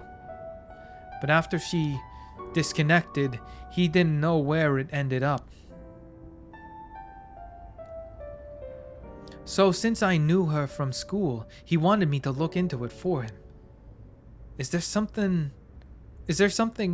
Wait, Mio. Is there something special about the two talismans?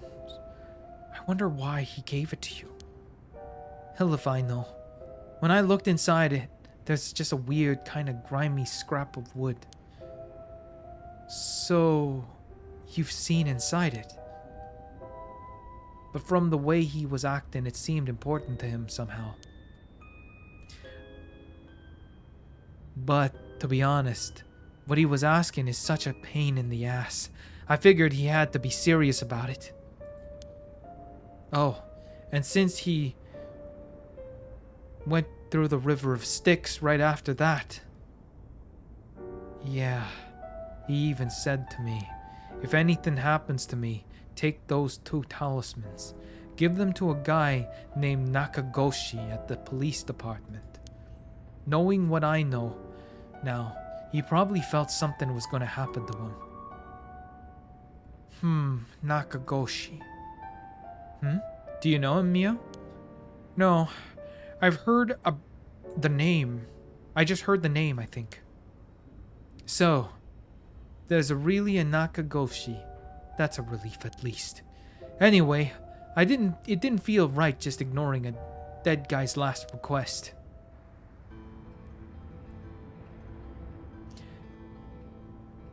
Hitomi. Yeah, that talisman, would you mind if I had a look at it? Sorry, but I don't trust you all that much yet. It's important to me. Oh, okay.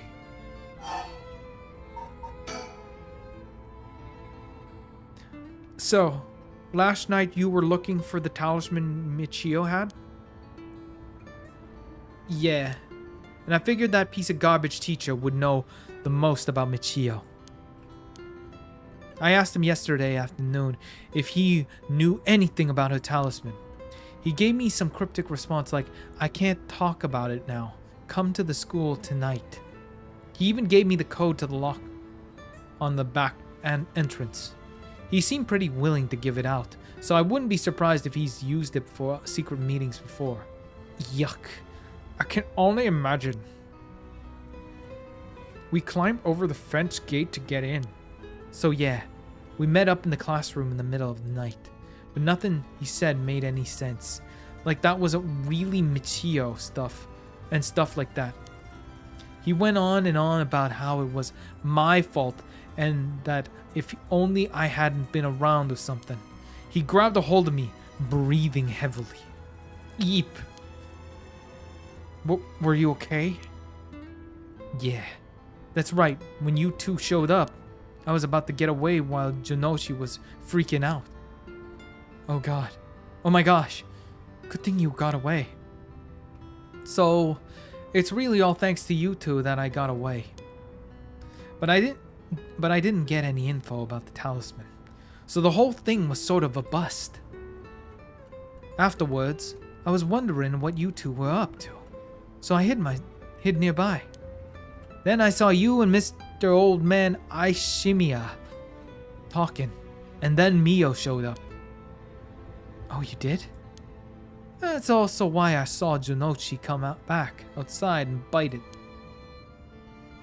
I see. So you were only here to look for Michio's talisman.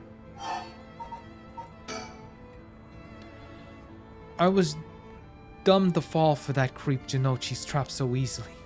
It could have gone a lot worse, but I lucked out. What you described does sound like Michio off Mr. Jinochi. She did have a reason to hate him, after all. No way. You mean that really was her ghost? Like for real?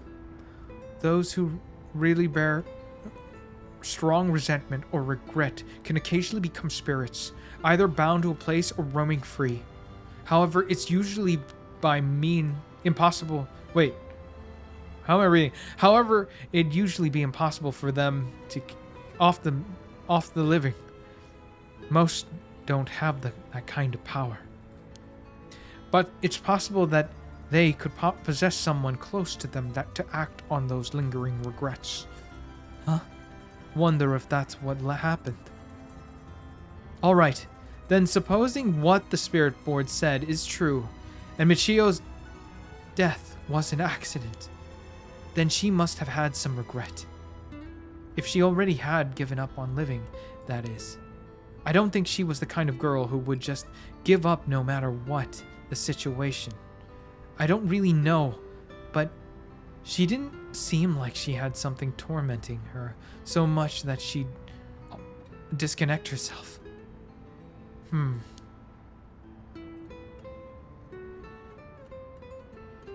that's all I know, Happy. Wait, that was he told me. I still gotta look for the talisman. Sure. Thank you, he told me. Oh, and if you two find out anything about Michio's talisman, we'll be sure to let you know. Thanks. Oh, can we get your contact info? Where we normally find you? Right.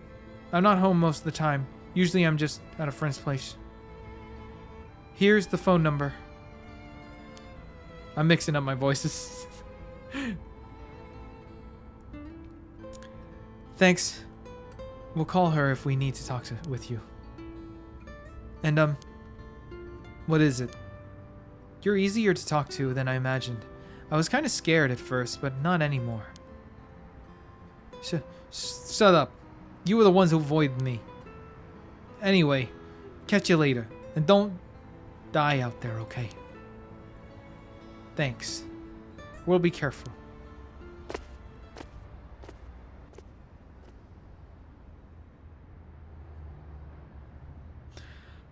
All right. We got a lot of information. Sounds like Mr. Jinochi was killed by a curse, just as we thought. Which means there was a curse bearer at the school. Multiple, in fact. Multiple? You think so? Yes. The curse echo was experienced in the school, and the one that disconnected Mr. Jinochi seemed to be different. The people in the school are the time other than us were. Or at the time other than us were. Oh. Mr. Jinochi, Hitomi, and old man Ashimiya, who you ran into. I was thinking it would be among them, but there was one more person Hitomi saw, a girl in a school uniform with braids. From what Hitomi was saying, it doesn't seem like she's one. Mr. Jinochi is pretty suspicious, though. If he were a curse bearer, it would certainly explain why he was killed. Right. That's why I say there are multiple. Oh, right. The person who killed Mr. Jinochi would have to be one, too. Which means it could be either the mysterious girl or the old man Ashimiya. Yeah. We should certainly be careful of them, that said. The mysterious girl and the fact that Mr. Jinochi thought it was Michio that was attacking him has me wondering. Of course, I doubt Michio herself was actually there, but... Oh, I just remembered. I also saw Mr. Araishi outside the main gate last night. You did?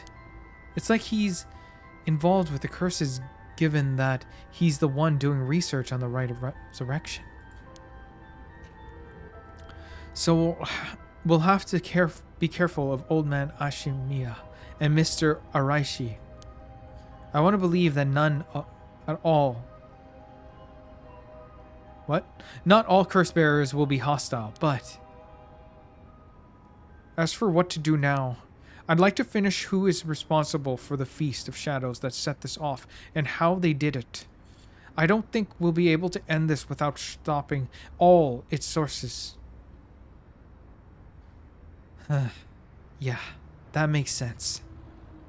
In which case, next we should... Or what should we... Wait, what? In which case, next we should do... What exactly? We'll need to talk with Mr. Araishi. He definitely knows something. It should be safer during the day, so I think we should try to look for him. Got it. I'll help in any way I can. But the school is closed. I wonder where he could be. Let's try heading to someplace someone may know where... Wait. Let's try heading someplace someone may know where he is. Where to go? Oh my god. There's a lot of options. Alright. Alright. Well, that was a long cutscene, guys. I will be right back. I will be right back. Let me switch to my standby mode. Hang on. Where's my standby mode? Standing by now. Oh no, that's not standby mode. I just did a picture mode. Close. I think it's this button. All right, I will be right back.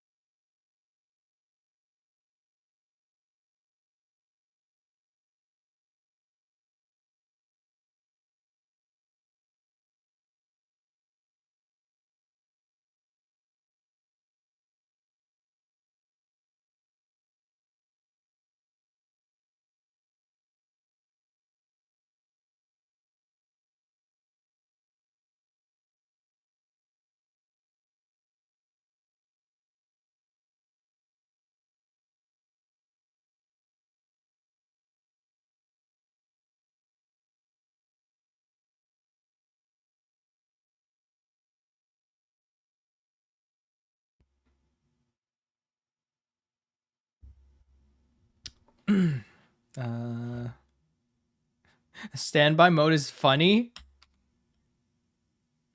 Oh no, I can't get out of my standby mode. Hang on. Oh god, I'm stuck. Okay. That would have been bad. I'm permanently looking like that. The rest of the stream I'm talking. That would have been real bad. Minty. Ugh. Emote dump. Oh, okay. Okay. All right. So I had like the biggest zone out. I had to take a quick break and just like do a stretch. I was zoning out from that. I'm gonna be honest. Not gonna lie here. I don't like the school storyline. I really prefer the detective. The detective? What is a detective? That is not a word. Detective storyline. Noah, it's Haku. Hey, I just came by to say good night. Okay, nighty night. Good night. I know it's probably very late for you. It's probably very late. Where the frick was I again? I guess we'll have to visit every place. Yeah, it's 3 a.m. I figured as much. I figured as much.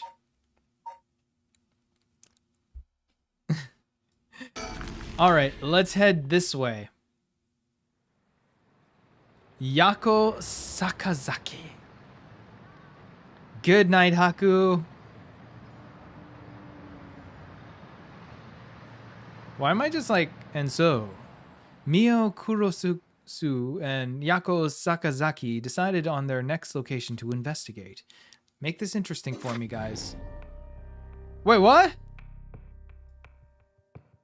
You make me choose a place and then you just like, whoosh, I'm gone. Goodbye. All right. Back to the actual storyline that I prefer. Detective Tsutsumi. Oh, we're... An ad is about to roll. Sorry for the wait, boss, but I managed to gather some information. Took you long enough? Should I think? Well, we've got ourselves quite the mess. Strange deaths popping up all over the place that may or may not have something to do with the curses. We also need to keep looking into Yoshimi and Nejima. And for now, we'd better start following up on a few leads we've got. Guess I better see what Ario's found out. Ad starts in a minute. Or wait, like 10 seconds. Oh, Minty, you're going to bed too?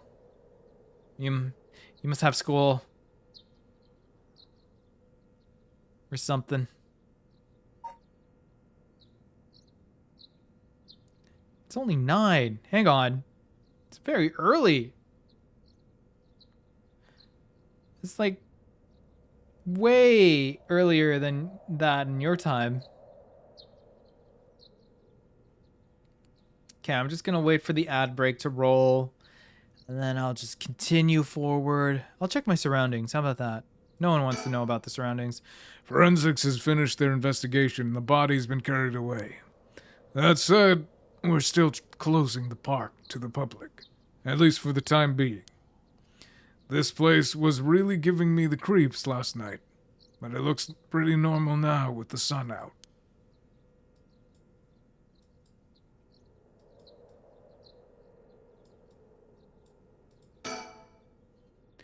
He's been up all night gathering information.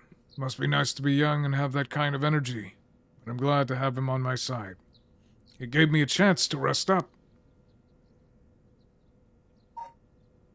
I don't want to move necessarily. But it looks like I don't have a choice. Okay, 20 seconds till ads in and then we'll talk to Ariel.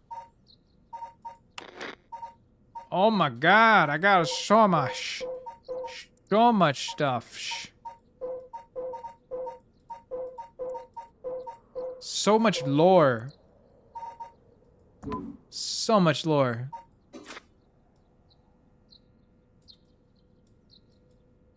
Okay, ad ended. We are back, baby. Let's talk to Ariel. Things at the station were pretty hectic, but I managed to get some info. Let me fill you in. Thanks. The floor's yours. A total of 3 mysterious deaths were confirmed in the area, including the one in this park. So let's start with that one. The young man we found here. He's been identified as Shogo Okie, 25 years old, a regular old office worker who worked around here. He died of asphyxiation due to water in the lungs. He drowned. He drowned? In the middle of the park? That's not possible. It's got to be a curse we're dealing with here. About that, boss, isn't this park associated with one of those 7 mysteries, too? Yeah. That's right. The Whispering Canal. It does seem like there'd be a link between a canal and death by drowning, don't you think? Sharp thinking, Ariel. You're starting to get the hang of this. So let's assume they're related. What's next? Before that, the body of a woman was found behind a residential complex in Kamezawa. The victim has been identified as Tawako Hayashi, 29 years old. She was an office worker who lived in her own in the area. As for the cause of death, well... Yes? The entirety of her body was crushed by some kind of strong and external force. No murder weapon was discovered in the area. But considering the way she was found, we're looking for something large, flat and heavy that could have crushed her in one fell swoop. Hang on. Are you saying...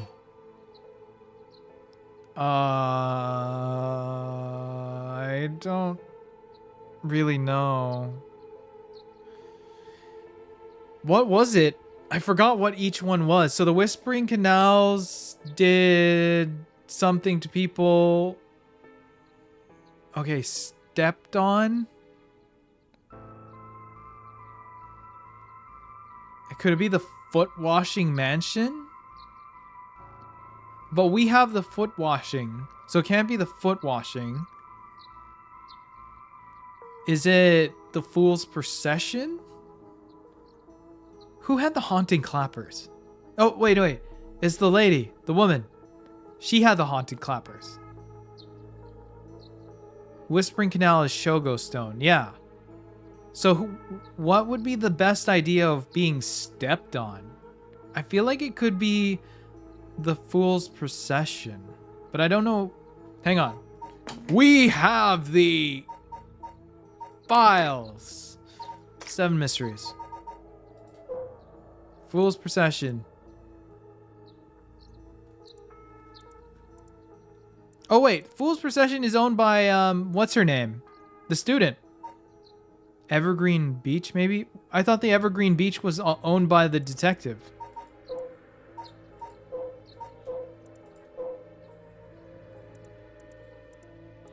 Yeah, this one's the hanging. Oh, okay. This one's the hanging. Okay, I'm going to check each one.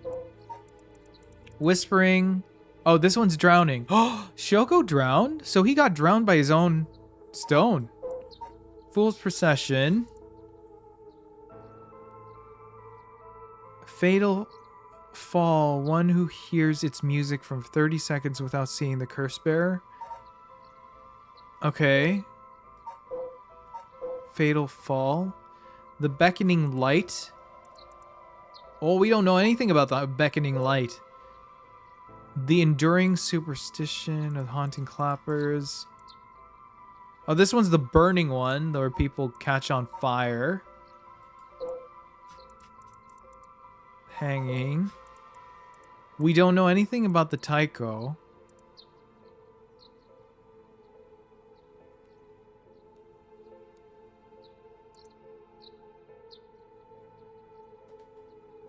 It could be the Taiko.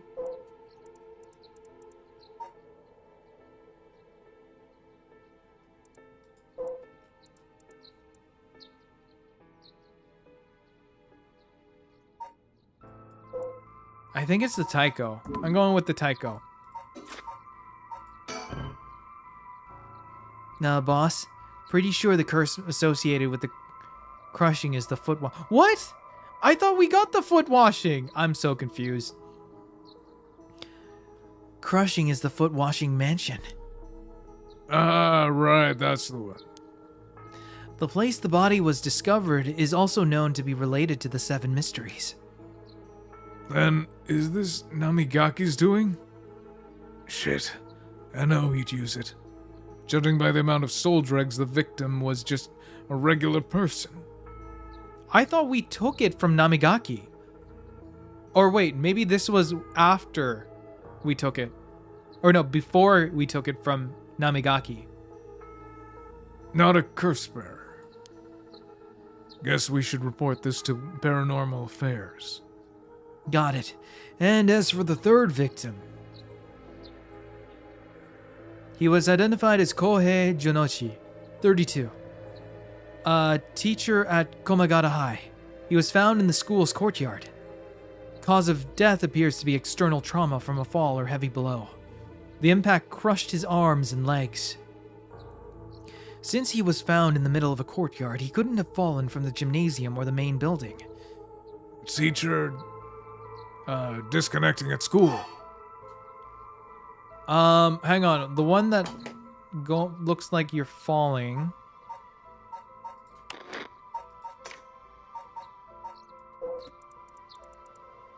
No. No. No. Was it Taiko? No.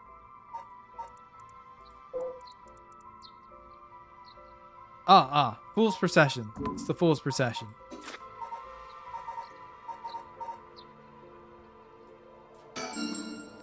Right. Wait, right! It's where the Fool's Procession is supposed to be. It's too big of a coincidence. We can't rule out the possibility that this death was also the work of a curse.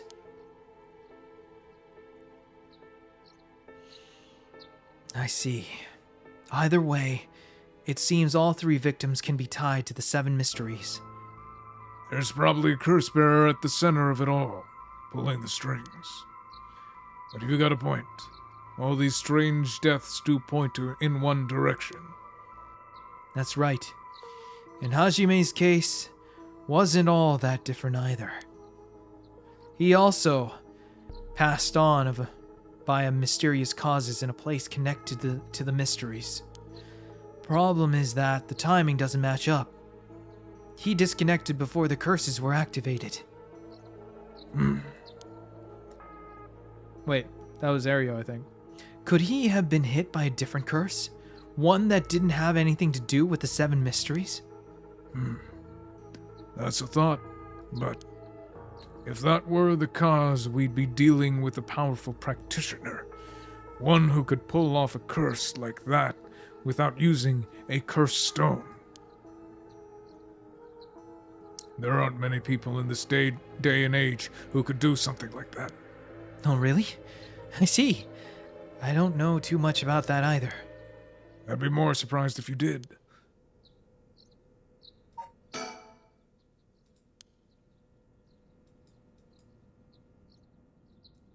Okay, I guess I keep talking. Well, looking at these deaths, it seems like many of the curse bearers acted last night. But we can't rule out that there were more killings from which the bodies haven't been found. Yikes. I hadn't thought of that. Wait, was that supposed to be Tsutsumi? I'm getting real confused now. I have to be slower. Let me change my position a little bit. But there is one silver lining. Judging by my own cursed stone, it seems that the curses can't be activated while the sun's out. Oh, that's great news. So basically, we're safe during the day. Exactly. It's also likely why Nejima gave us till dusk. Ah, he must have known the cursed stones couldn't be used during the day. Either way, we got till nightfall to settle this. It's time we flushed out the other curse bearers. Aye, aye, boss. Let's do this. At the moment, we only know the identity of the 4 curse bearers you included.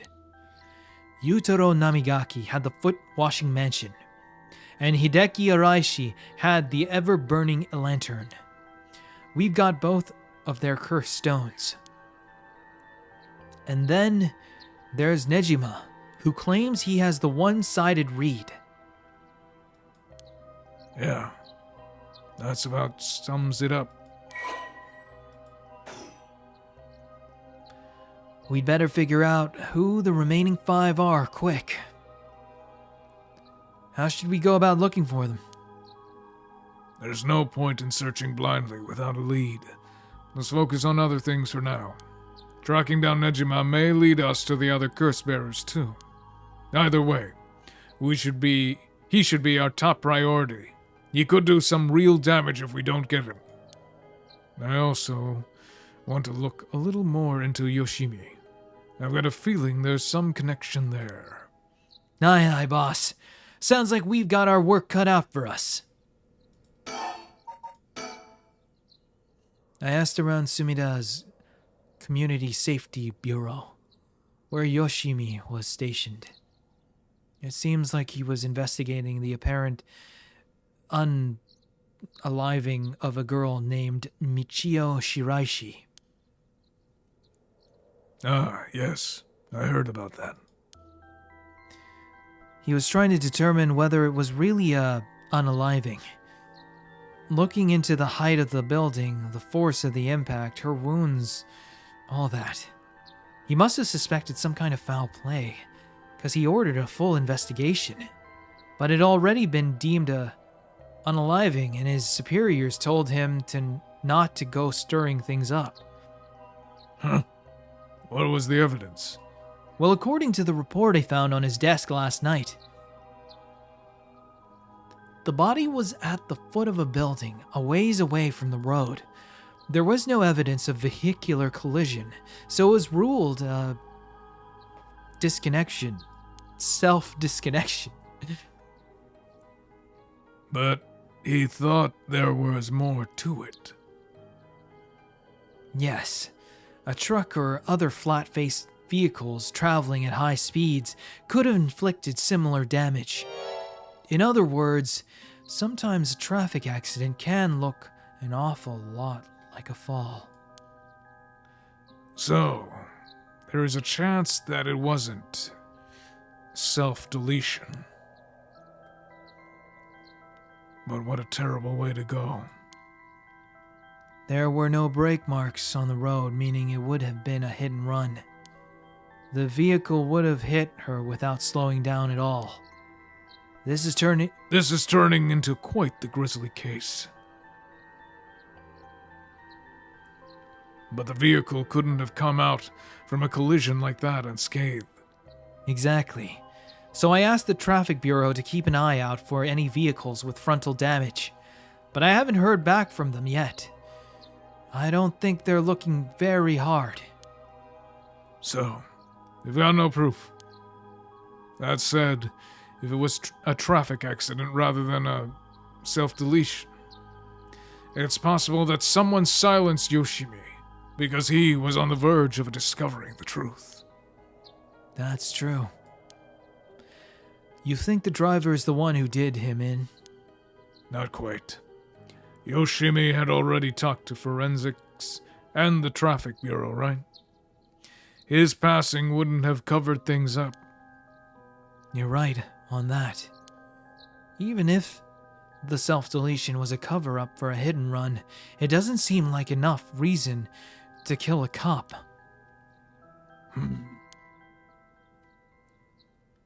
Oh, that's right. Oh, I accidentally clicked it. Whoops. I managed to get a hold of Michio Shiraishi's address. Yoshimi went there a bunch of times over the course of his investigation. Might be a good idea for us to drop by, too. Good thinking. Hopefully that'll give us some more leads. Alright, let's move on to the next topic. Remember that girl Yoshimi met with the other day he passed on? One Hitomi Okuda? Community Safety didn't have any contact information for her on hand. Not even an address? Well, they had her parents' information. But when I called, they said they hadn't heard from her in a month. Lots of family issues from that sound of it. They even said they didn't want anything to do with her anymore. That said, she still goes to school once in a while, so we might be able to find her there. Not sure we really have the time for a stakeout right now. But she could be a key witness. Can't we have community safety track her down for us? We can ask, but it might be tricky to get it done today. For starters, Komagata High School is closed today. Ah, because of the teacher that kicked the bucket. That's right. All right. But if that's not something we can do today, we might have to forget about it. Let's move on then. I got some information about Yoshimi's fiancé from community safety. Her name is Mayu Chozawa, 27 years old. She works as a beautician in the area. Look, I even managed to get a picture of her. She sure is a beauty. But Oh boy. Here it comes. But what? community safety hasn't been able to contact her since Yoshimi passed. Not by phone or at her house. In other words, no response. Dead silence. There it is. Can't things just be easy for once? It's definitely starting to look suspect. Crime of passion, perhaps. It is fairly common for people to be killed by a lover or a spouse. But Yoshimi is well liked, and they'd been together for over 10 years. You never know. Things could be different behind closed doors. I guess so. But we'll have to consider the opposite scenario, too. You could be the same person who was out for Yoshimi as after his fiancé as well. She could be in danger. You're right. Either way, she's important to the case. HQ already has people looking for her. We'll know as soon as she's found. HQ has mobilized a search unit for Nejima. But so far, we haven't received any word. Guessing he wasn't at home or at work. About that. Apparently, he vacated his last known address a week ago. You serious? So we have no idea where he lives.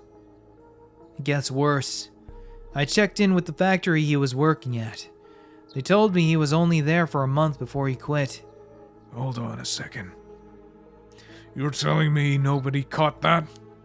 Well, I had the same thought, so I spoke to his probation officer. Turns out, he'd been doing house visits and interviews, but never bothered checking on his workplace. He also said he'd lost track of Nejima when he moved to a new place. Jeez, that's just sloppy. I've heard that they are giving parole to just about anyone these days, because they're running out of room in the prisons. Which also means there aren't enough probation officers to go around. Dude's probably overworked. So Nejima's got to fuck about unsupervised. God damn it. That asshole is annoyingly good at faking remorse or insanity, whatever the situation calls for. Back when I arrested him all those years, just talking to him left a bad taste in my mouth. He's probably hiding under a false name, which will make it hard to track him down. That'd explain why he so brazenly made contact. That asshole. He's mocking us. Well, for now, the paperwork to circulate his name and mugshot is being filed. That's gonna take too long. I can't read this. That's gonna take way too long. We only have till until dusk. Dawn and dusk combined. Speaking of Nejima, Yeah? did you manage to reach your daughter? It'd be best to put her in protective custody as soon as possible. Not yet. I can't reach her. They called, but she's not picking up. Wasn't home when they went to the house either. That's not good. Does that mean she's never come home? And why weren't you the one trying to reach her? Shut up. I don't have her contact info, all right? Damn, she really doesn't trust you, huh? Either way, I told her mother that it was an emergency and that we'd send an officer to find her and get her to safety. She was really reluctant, but I got her to agree. I guess that explains why you got... Wait, that's Ario. I guess that explains why you got divorced. But if you, her former father, can't find her, how the hell did Nejima do that? Former, eh? That cuts deep. Yikes. Sorry. It just kind of slipped out. Anyways, I suspect it has something to do with his cursed echo. Back on topic already, huh? He said his curse could kill a lot of people in a short time. It may even allow him to act from a distance. I see. The one-sided reed. What was that story about again? Something about a man stalking a woman who goes insane and chops her up. All right. One of the more gruesome of the 7 mysteries. As for Nejima's whereabouts, all we can do is throw more people at it until we find something. I'll check in with HQ frequently to see if they've got any updates. And that's about it. Shall we continue our investigation? We could go to Komagata High School to look into Hitomi Okuda, or to Michio Shiraishi's house to find out more about her.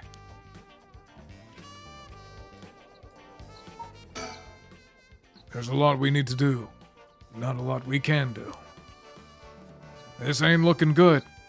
We're gonna run out of time if we don't do something. Gotta keep moving. I'm hard boy. All right, we move. Oh. Oh.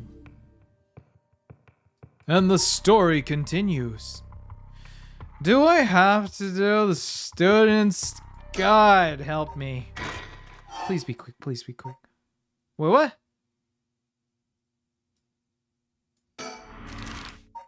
I guess I wasn't supposed to go there.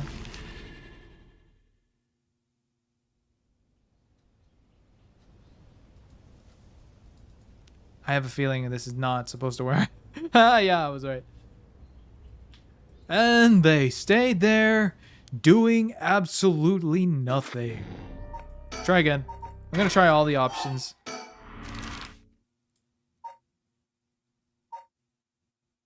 I'm gonna go to Komagata. See what happens.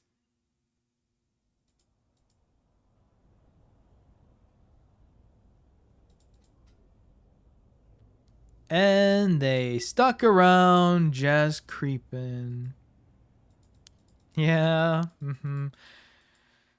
It does look like I can't move on with the story. Well, I'm gonna try another one. Let's try a candy shop.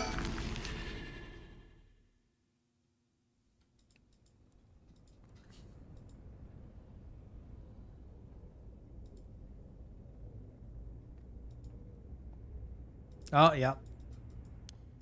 And so they stood around at their house. Okay, one more location to test. I know it's futile.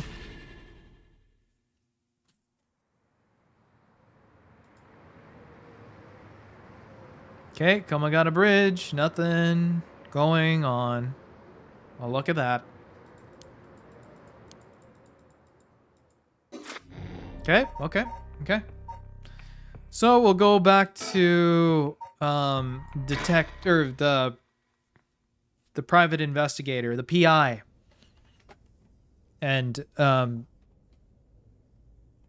gloomy woman. Good morning, ma'am. How are you feeling? I'm fine. I hope we can make good progress today. How's your cursed stone looking? I haven't felt anything from it since sunrise. Interesting. It's possible that its powers can only be unleashed at night, then.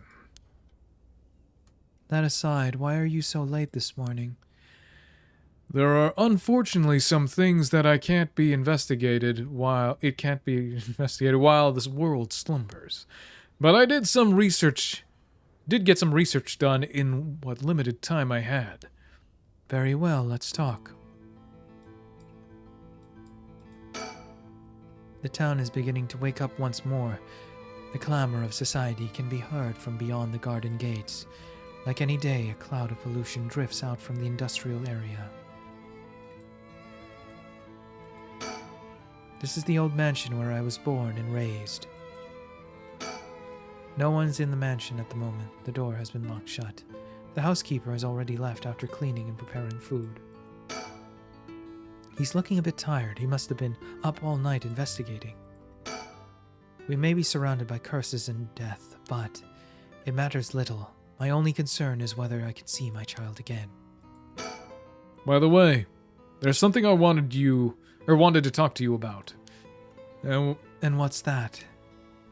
Our current plan is to steal a curse stone that's already absorbed soul tricks. But I'm wondering if it would suffice to not steal, but instead negotiate with a curse bearer and have them use the right for our proposes. Yes. Oh. I mean, I suppose that would accomplish the same, but do you think it's possible? So long as we offer compensation, it may prove much easier than you'd expect. Compensation? Cash, for instance. That wouldn't be off the table for a family as rich as the Shigimas, would it? Of course. Why, any amount would be fine if it'd get the job done. I wouldn't let monetary matters lead me to regrets the way it did back when the ransom. Okay. With that option on the table, let's figure out our strategy.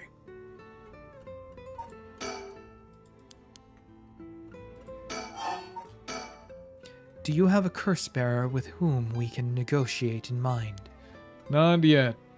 Surprisingly, it seems the other curse bearers haven't been that proactive about collecting soul tricks. Did you see the news this morning? No, I haven't.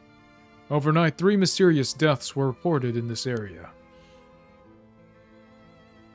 They've yet to announce the identities of the bodies found, but they've been nicknamed the Honjo serial killings. It's garnering quite some attention on the streets. Oh my. Only 3. That's what I thought. Even if the victims were curse bearers, just 1 or 2 would be enough soul dregs. And for what those curse stones are capable, a mere 3 victims seems a little on the low side. With this little activity all through the night, the curse bearers must be a cautious bunch. What's holding them back? Are we not all after the power of resurrection? There may still be some undiscovered victims, but it doesn't seem like anyone has gathered enough soul dregs yet. We might have to set up some bait to spur them into action, and then we offer them the deal. None of the curse bearers seem very proactive. I wonder if this situation could be what the mastermind who kicked it all off intended. That's an interesting theory. Now that's an interesting theory. You think there's someone behind all this? You mentioned hearing an agonizing voice telling you to kill when you first obtained the cursed stone. That doesn't sound like a coincidence to me. Someone's agitated the curses in this area on purpose, and they are likely after the rite of resurrection as well. So you're thinking this person is not one of the curse bearers? You've got a sharp mind, Ram. Though it might seem obvious for the mastermind to become a curse bearer and collect soul dregs if they were after the rite, this would be very risky, since a curse bearer, they themselves, would become a target. So it'd actually be more convenient for them if the curse bearers moved less aggressively. That's right. But despite that, they've been inciting the curse bearers to commit murders. Why? Let's consider this. What if the mastermind isn't trying to collect soul dregs themselves? You mean their intention was to steal the souls, while the other curse bearers compete with each other from the start? Sitting back and observing from the sidelines is the safer course of action. which is why I figured it best for us to attempt the same strategy. So how should we do it? There's still reason to suspect the mastermind could be a curse bearer themselves. To be honest, I want to keep my distance from whoever it is. There's no telling what kind of power they might possess. Whether our aim is to negotiate or steal, we'll have to outpace the mastermind in making contact with the other curse bearers. How do you suppose we do so? At this point, all we can do is search.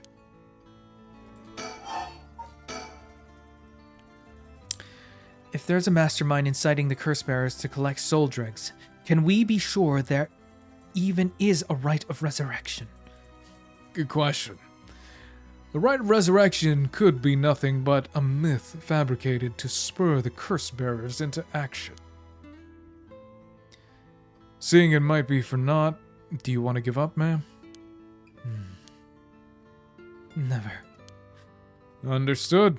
After all, we'll never know the truth unless we see it for ourselves.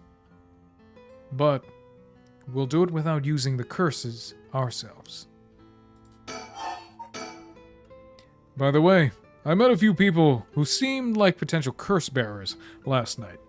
I did some investigating into all of them, but I only managed to get detailed information on 2.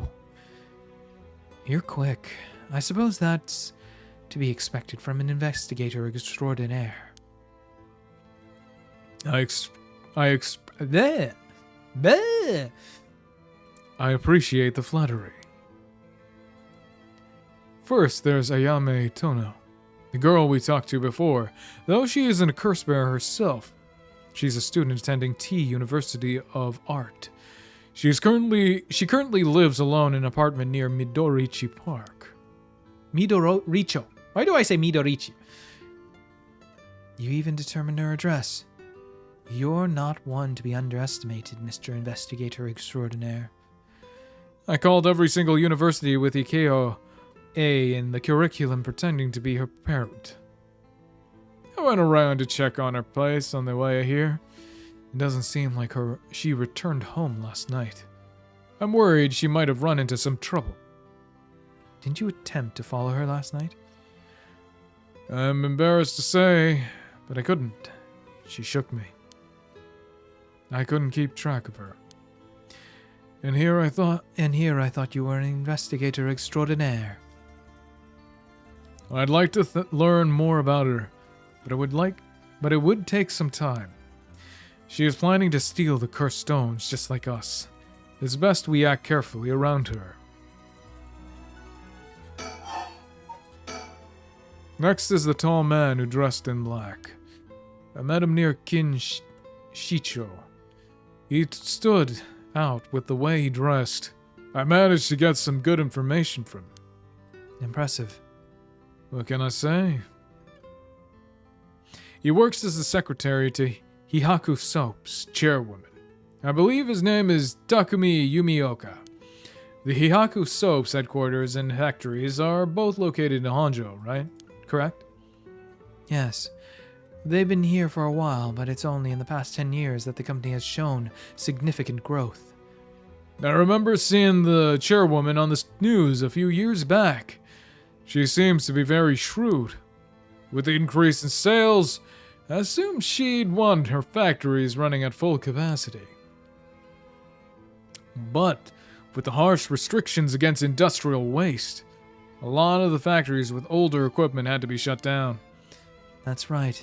Even 10 years ago, there were many complaints about chemical plants dumping waste into the river. Most companies back then were more concerned with making a profit than protecting the environment. I wonder what a man working for such a company would have been up to in the middle of the night. On the way here, I stopped by the company's headquarters, but they hadn't started for the day. I should have had better luck later. Let's hope you will. Perhaps they're interested in seeing if the rite would be beneficial for their product research into beauty and skincare. Now that's an interesting thought.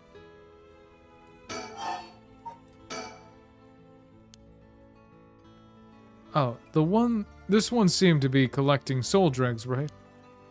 Wait. Oh, this guy. Indeed, I couldn't get a good look at him, though. And I couldn't gather enough intel to properly identify him. Oh, that's a shame. But I can make an educated guess. Oh? You know that researcher who discovered the ancient texts on the rite of resurrection? The one that lives near here? His name is Hideki Araishi. The man I met was very similar in stature. Oh my. Even he is involved. How awfully suspect. I don't know how to say that flowingly. Considering his background, couldn't he be the one who initiated the whole affair? I think it's possible, yes. Which is why I decided to refrain from making contact with him for the time being. Safety first. Understandable. Of course, I want to learn more, but this isn't the right time to focus on him.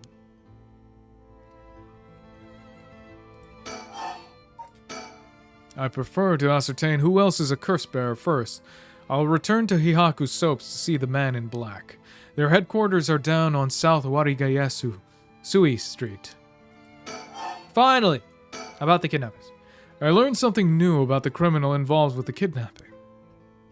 It concerns the serial killings. There was a body found at Komagata High School. The person was identified as a school teacher. His name was Kohei Junochi. Do you think he was a curse bearer? Not sure. It's possible. But regardless, this means the two people who knew the truth about the kidnapping are both dead. Just when we were getting somewhere. It isn't enough to make me give up, of course. Still, we don't know anything about Michio Shiraishi's residence. It'd be wise to pay a visit. Understood. Thanks for the brain frog. I've been slipping on a lot of my words.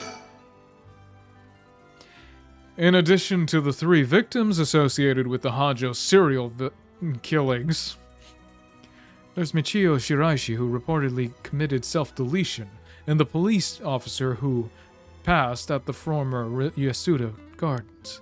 If strange deaths continue occurring like this, they're bound to inspire strange rumors.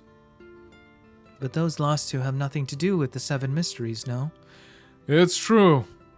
Both occurred a week before this accursed situation began. Well, they sometimes can be slippery. True. Still, it cannot be ruled out. It's possible that the mastermind was involved even with those killings. How? What if there were preliminary steps to awakening the 7 mysteries' curses? Can we really assume they're related just because the timing doesn't match?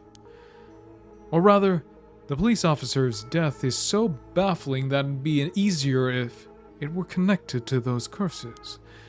The victim wasn't the type to be caught off guard easily. You seem to know a lot about this. I suppose we weren't strangers. My personal feelings might be wrapped up in this one, too. I see. If you were to investigate this matter more, you might get a lead on the mastermind. You're right. If we wish to focus on the mastermind's identity, this would be a fine starting point. We might even discover more deaths related to the curses on the way. We should pay attention to today's news. Well, that's all I have to report. Shall we continue with our investigation? What do you want to do? If you still can't use the cursed stone, taking a walk should be a fine place to start. Right. Let's go together. I want to see what's going on for myself. In that case, I'll trust you to decide on where we go. Go. Where we go, ma'am. All right. I guess that's... where should I go to begin my search? Which place have stood out to me most so far? Move. Midoricho Park, South Warigiesu, Komagata High School. Let's go to Komagata. Because I don't know.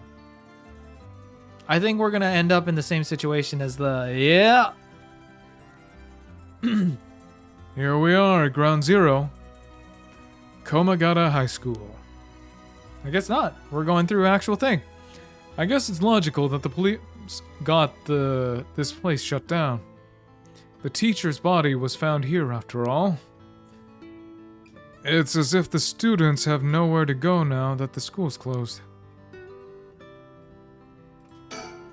The news has attracted a bunch of curious onlookers, huh? Oh wait, that's Richter. The news has attracted a bunch of curious onlookers, huh?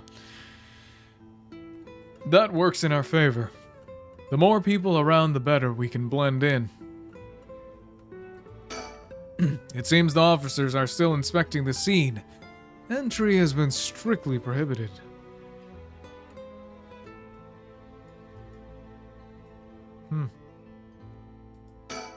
He appears to be wary of those police officers. Maybe the police really do have something against private investigators, just like in those detective novels.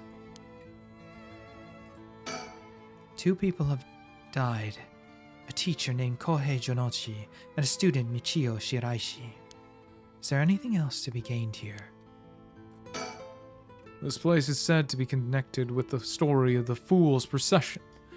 I wouldn't be surprised if a curse bearer decided to turn up. However, I need to find out if that teacher was a curse bearer or not. I expect the police to be baffled since they don't know about the curses.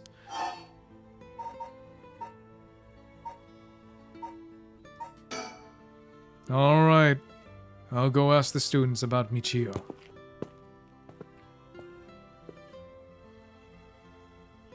I'm back, ma'am. So what did you learn? The school kids sure love a good rumor. That gossip, you know. You know what I mean? I was practically drowning in stories about Mr. Jonochi and Michio, most of which seem dubious at best. Not surprising. Most of what I heard was hardly worth a second thought, but there was one story that caught my attention. No? Some believe that Michio is the one who killed Mr. Jonochi. Really? The stories got 2 pieces of evidence to back it up. One of them wasn't news to me. Apparently, he's been mumbling that Michio was going to kill him for some days now. A fellow teacher overheard his mumbling and told the students. And then it spread like wildfire, I suppose. Rumors that juicy don't stay a secret for thought. Oh, yes, you're right. I remember. Wasn't he the teacher that went to this private detective and just said that you gotta help me because I think Michio is gonna get me or something like that? As for the other piece of evidence, a pig-tailed girl in her school uniform was seen around school late last night. Go on. Although numerous people claim to have seen the girl, not one of them saw her face. Some are proposing it was Michio brought back to life, or that it was her vengeful spirit. But it's not like Michio is the only high school girl to wear pigtails. This rumor must have been made up just to fan the flames. But if it were true, I'd want to get a hold of her in order to hear her side of the kidnapping. If she's alive, that'd be ideal. There's still one more thing I should mention. I discovered where Michio lived. A student had a list of student addresses on hand. That's amazing. Find. I believe all of the students actually have a copy of said list. It truly worries me how easy it was to obtain what should be confidential information. Imagine, what would happen if that information got into the wrong hands? Well, so far it hasn't. Wait. Well, so far it hasn't, no? Sure. Let's hope it stays that way. In the meantime, let's now It's now possible for us to visit Michio Shiraishi's house. I can imagine the students are uneasy after learning the murder. It may do them well to stay home for some time, if not for fear of their safety. The police are possibly too wrapped up in solving the case to be concerned about the students' mental health. I see that.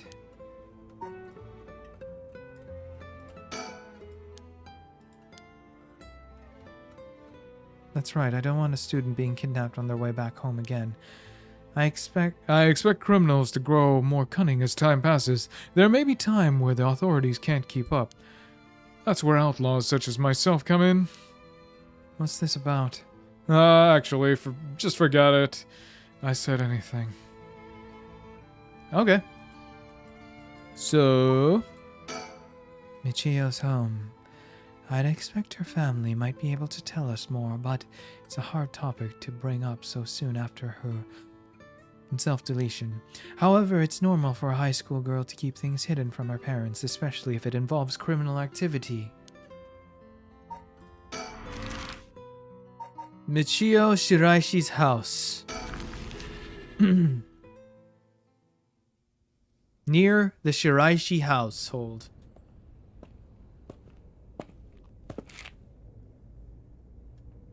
How did it go? I went to visit Michio Shiraishi's family home. However, no one seemed to be there.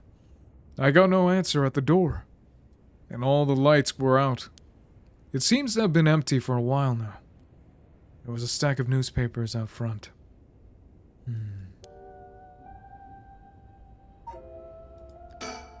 I don't understand why no one's come to this house. Even after Michio committed self-deletion, I wonder if this place is okay.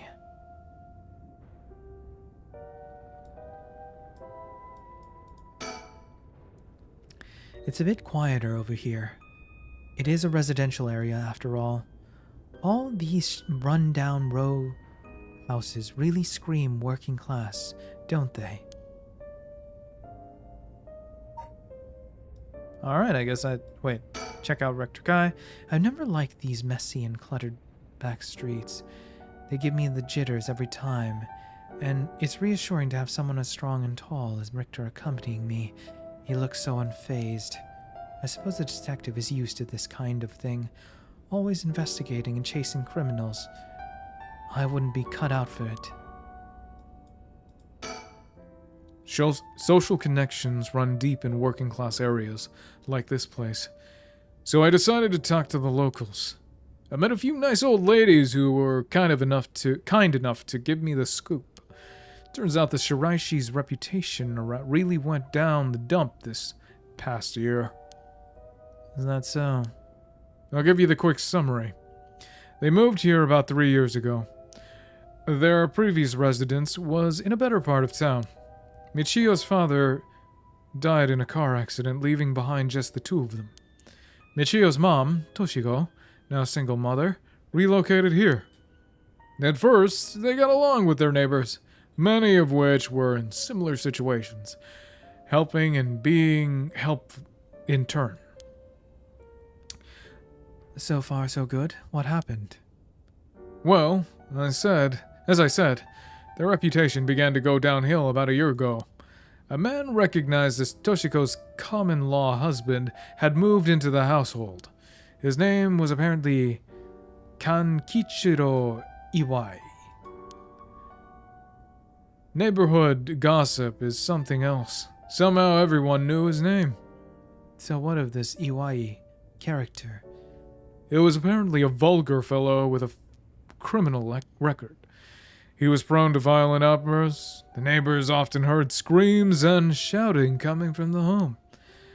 And the neighbors took particular notice of Toshiko's screams, pleading with him to not hit Michio. That's terrible. As if that wasn't unsettling enough, every night the neighbors also began to hear an eerie chanting. Through this, the Shiraishi's standing in the neighborhood plummeted rapidly. Toshiko was often seen covered in bruises and wounds. She stopped responding to her neighbors. she would just turn the other way when greeted. They kept their storm shutters closed even during the day, and effectively shut themselves away from the entire community. That sounds horrible. Why didn't the police step in and do something? Unfortunately, under our current laws, the police aren't allowed to get involved with domestic disputes. It's awful. And then Michio reportedly offed herself. Things only got worse for Iwai, and Toshiko was admitted to the hospital for physical and mental abuse. Ever since, Iwai hasn't returned to the home. Many locals expressed sympathy for Michio's circumstances, but just as many were fed up with Shiraishi's entirely, and seemed relieved that things finally quieted down again. It seems that they were still considered outsiders even after 3 years of living here. I don't understand it. Why would Toshiko have gotten involved with such a brutish, good-for-nothing in the first place? I've heard many stories where partners' personality does a complete turn after entering a relationship.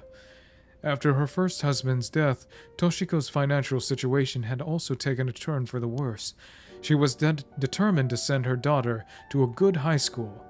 It is possible she fell victim to sweet promises. Life can be tough, I suppose. You don't seem moved by the story, ma'am. That's fine. People have all kinds of stories.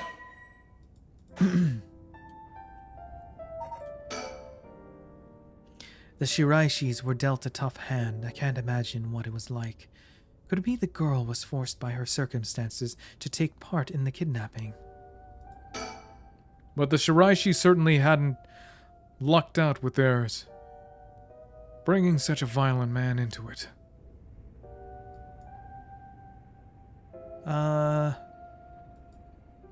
I guess that's it for that part. One more think? No. I guess we move. I guess we go to South Warigesu, Sui? I'm gonna assume this is gonna go nowhere. Or no. The Hyaku Soap's headquarters are on the other side of the South Warigesui Street. They were closed when I visited this morning, but it appears things are up and running now. So an influential person as Hyaku Soaps is potentially a curse bearer. Richter proposed we use money to negotiate for cursed stones, but we could hardly outbid a larger corporation if it came to it. To think a small soap-making company could grow so much in such a short time. They have factories and warehouses throughout the area now. You can see why director and now chairwoman Natsue Yamamori is called the Queen. You mentioned that Takumi worked as her secretary. That's correct. Do you think it's possible he's acting on an order? That's exactly my thinking. A curse bearer with money and power could certainly look at resurrection as their next prize. Negotiating with a person of that stature may prove difficult.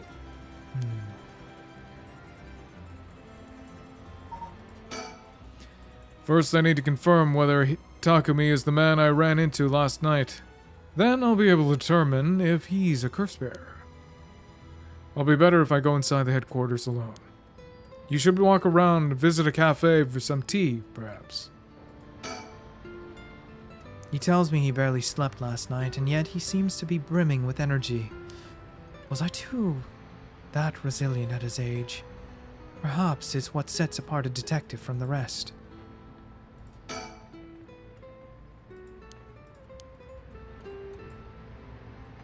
So, back in the Edo period, the canal known as the South Warigesui ran through this area, but it's been turned into a major road. It's a bit away from the Kinshicho station or Ryogoku station, though it's still considered a nice area. The stories of the ever-burning lantern and the foot-washing mansion both took place around here. One of the bodies discovered this morning was found by this road as well. This is quite a living area, huh? I suppose you could call it somewhat of a city center.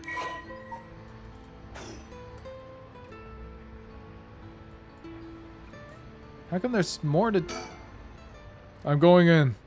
I may be a while, so feel free to find somewhere to kill time. Okay. Good luck in there.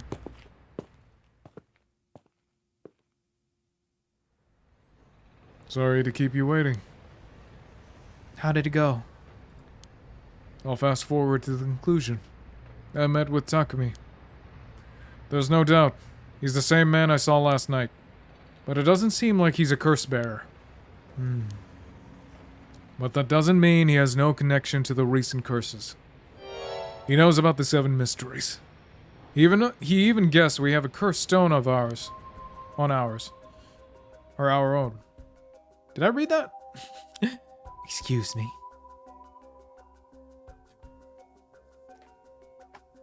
I tried to approach Takumi about a fallen item after I ran into him last night. However... You said your name was Richter, correct? I have a favor I'd like to ask you. I'm hoping you would hand over the cursed stone in your possession. Cursed stone? What are you on about? There's no need to play dumb with me. In fact, there's no time for it. I had all the same reason you did to think you were a curse bearer last night. And your arrival here only confirms it. You are a curse bearer, no? You're right. We lack time. I'll confess, I am a curse bearer. I possess the cursed stone of the Haunting Clappers. I'm glad to hear the truth. Finally, this conversation is worthwhile. It is a dangerous item you hold. Give it to me. My company will take the responsibility to dispose of it. I didn't know the soap business specialized in scrubbing curses clean. It is the prerogative of Miss Yamamori. Is that so? Assuming you've obtained the curse, you understand the power it involves, no? Miss Yamamori possesses supernatural powers akin to those of a god. She also has a deep love for this land, having transformed it from the pile of dirt it once was to the home of our headquarters. She cannot stomach the fact that it is now the site of these curses run rampant. So, you're telling me the Queen of Hihaku is a real-life witch? She wouldn't appreciate being called that, mind you. There's a sorcerer by the name of Suigen Gamyodo, who is gallantly working behind the scenes exorcising spirits and the like. Go on. That being said, there have already been instances of the dead coming back to life. Do you understand the urgency of this matter? These are curses we're speaking of, tools which are used by wicked beings to possess people.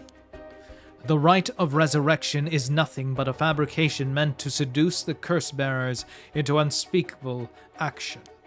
If you truly understand what I'm talking about, you must hand over the cursed stone at once. Very interesting. With that said, just how many cursed stones have you acquired so far? If what you tell me is true, surely the company would have launched a large-scale search by now. We have 6. 6? Wow. I can rest at ease then. And here I thought I was at risk of being cursed. It seems we are on the same page. If that is the case, you should hand over your cursed stone immediately. I'm sorry to disappoint you, but it's not actually in my possession at the moment. Considering its importance, I've been keeping it hidden. Really now? Then I'll accompany you while you retrieve it. I'm sorry, but I've got something important to attend to. but I promise I'll return with it later. Very well. Then you won't refuse to provide your address and telephone number, I presume.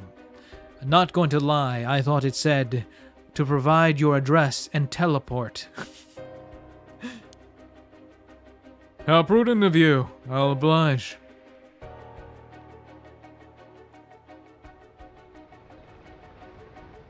And that's how it went. So they aren't after the right after all. I wouldn't be so quick to trust him. No? I believe we're dealing with a master in deception. He may well have made a story to convince us to part ways with our stone. I think he was lying about having produced 6 curses as well. Like, really? 6? That's excessive. Well, Well, now I feel gullible. the company is plotting something. I wonder what they mean to do with the cursed stones. He seemed rather desperate to get a hold of ours, despite us not having collected any soul dregs. Perhaps the people at Hihaku are the masterminds behind the curses being unleashed. Because the chairwoman... Oh, because the chairwoman's a witch. I wondered about that too. If she really were that powerful, would her secretary have divulged that information so casually? Takumi was either making it up as he went on, or he's trying to spread a rumor. For what purpose would he do that? Recently, people have been caught up about the occult more than ever. If word spread out that Hihaku chairwoman has godlike powers, she could very well benefit socially and politically from that mystique. That's unsettling. We should avoid Hihaku for the time being. It'll be a pain if I have to deal with Takumi. Wait, this is Richter. Okay. It'll be a pain if I have to deal with Takumi again. Totally not expecting it was going to be Richter. By the way, there's one more thing of interest. I heard while in the company's reception lobby. What's that? People were discussing whether one of the bodies found this morning was that of a Hihaku employee. Really? So long as the officials haven't revealed the identity, it all amounts to no more than speculation, though. Despite that, I have reason to believe Hihaku Soaps is deeply involved with the 7 mysteries. At the very least, I can assume you gathered that much. The more we know, the better our negotiations will go. How interesting that the queen of Hihaku, or the witch, whatever she is trying to get her hands on the rite of resurrection. It's like some kind of dark fairy tale. Regardless of what it is, or isn't true, we must stay one step ahead. Okay. Well, at least she doesn't have godlike powers in prison. You know, soap. Ah! I like that. Zing! Okay, so we went to the school, we went to the house, so now we go to Midoricho Park. I don't know if there's any meaning to go here, but I'm sure there is. We're here. This is Midoricho Park. God, I screw up that every time. Ayame Tono lives around here. She wasn't in her apartment when I dropped by this morning. I wonder if it's worth checking again. Who's this? Who's Ayame Tono? It seems picking up Ayame's trail is out of the question for now. Why did we even come here? This place is connected with the story of the Taiko of Sugaru. Not only that Katsushika Hokusai's home was also in this area. That might be why Ayame chose to live here.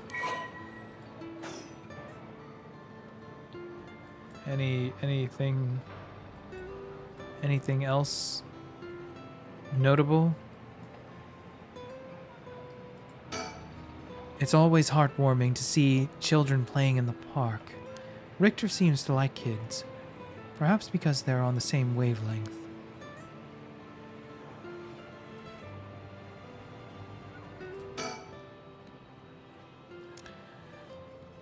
We won't get much done standing around here. Why don't I go check out Ayami's apartment? You don't mean to speak with her, do you? No, I'd prefer to get an idea of what she's been up to. I'd like to see whether she's been home or not, just to potentially get a trace on her movements. Then be my guest. Okay, I shouldn't be long.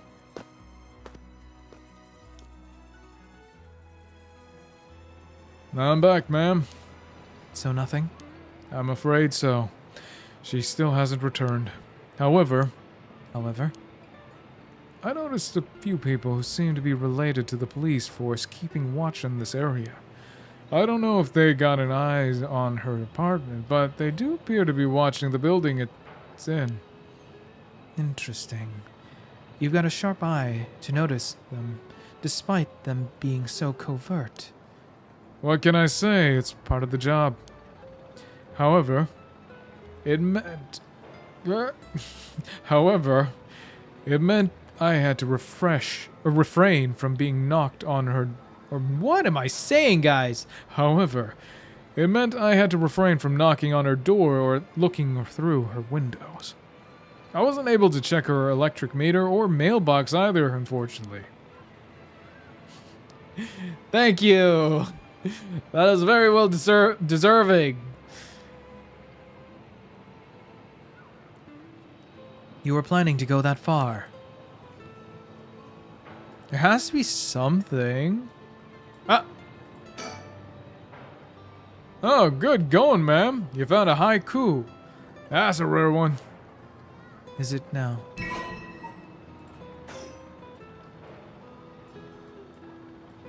I hope I didn't miss any along the way. That would suck. What a waste of time. We should move on quickly.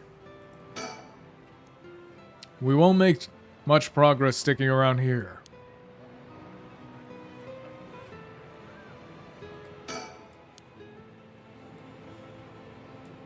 Alright, moving. So we shouldn't...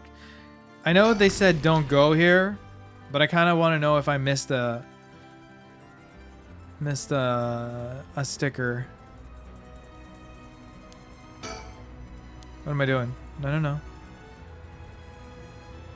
I'm looking for the stickers. I want the stickers. Stickies? No stickies. Moving on. Alright, let's go back to Komagata High.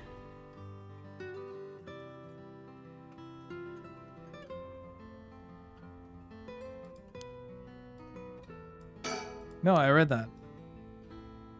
Stickers? Stickers? Stickers? Where's my frickin' stickers? I want a sticker. No stickers. Alright, well, this is going nowhere fast. I don't think there's anywhere else but Michio Shiraishi's house again. I'm assuming this might lead me to something.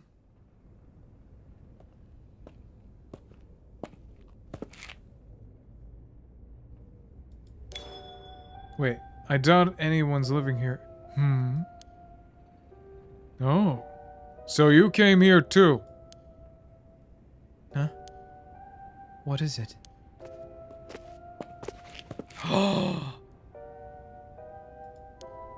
Okay, I didn't know it was ah too in the dialogue. I awed myself.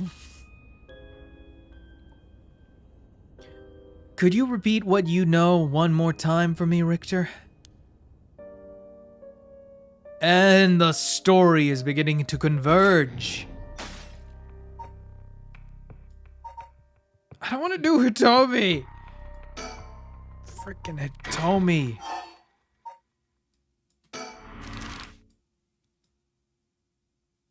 I think we have to go back to the school.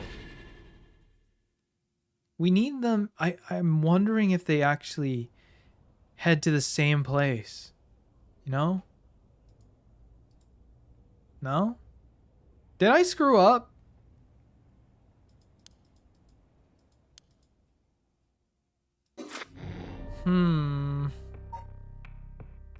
Does the timeline split? Or you really need to know the story? Alright, we'll do in fancy sushi.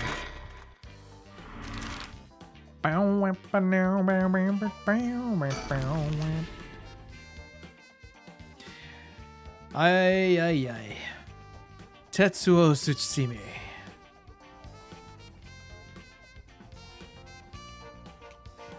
My favorite pair. Here we are, Komagata High. Classes are suspended for the day, so the students are just kind of wandering about aimlessly. Is there something on my shirt? Don't tell me I stink. This place isn't only connected to the case because of the students were under Yoshimi's jurisdiction. It's also the site of the Fool's Procession, and of course, where that teacher was killed. Seems like a likely place to find some clues, don't you think? Komagata High's gymnasium also serves as a polling place and evacuation center. A lot of the buildings around here are still made of wood, but this place looks safe and sturdy. Oh, these two! For the news of the dead teacher has also attracted a fair share of rubberneckers. The atmosphere is kinda tense with this many cops around. Oh, school building. Yoshimi has also looked out for these students as a Sumida city officer. Juvenile delinquency has been a growing problem for years now. This school is no exception. You know, part of me has always wondered, especially with how many animes with juvenile delinquents, like you think like Tokyo Revengers, Windbreaker, or even like your tropes throughout different animes like Yu Yu Hakusho or I don't know, anything. Fruits Basket. Makes me wonder like how realistic is that delinquent stereotype in Japan? Like do you actually see them around? I'm very curious about that. I know I'm missing a whole bunch of other juvenile delinquent trope anime characters, but that's where my brain's going. The school gate will stay locked while forensics inspects the scene of the incident. Looks like they're still busy. Let's talk to the person in charge later. The students are just standing around chatting. Guess they've got nothing to do while the school is closed. Ideally, we could talk to someone who was involved in the incident. Easier said than done, though. Here we go. We're converging the storylines. Huh? That's... Boss, what is it? You want to talk to those girls? I do. Yeah. This is divine intervention. We were brought here for a reason. Come on, Ariel. Huh? What?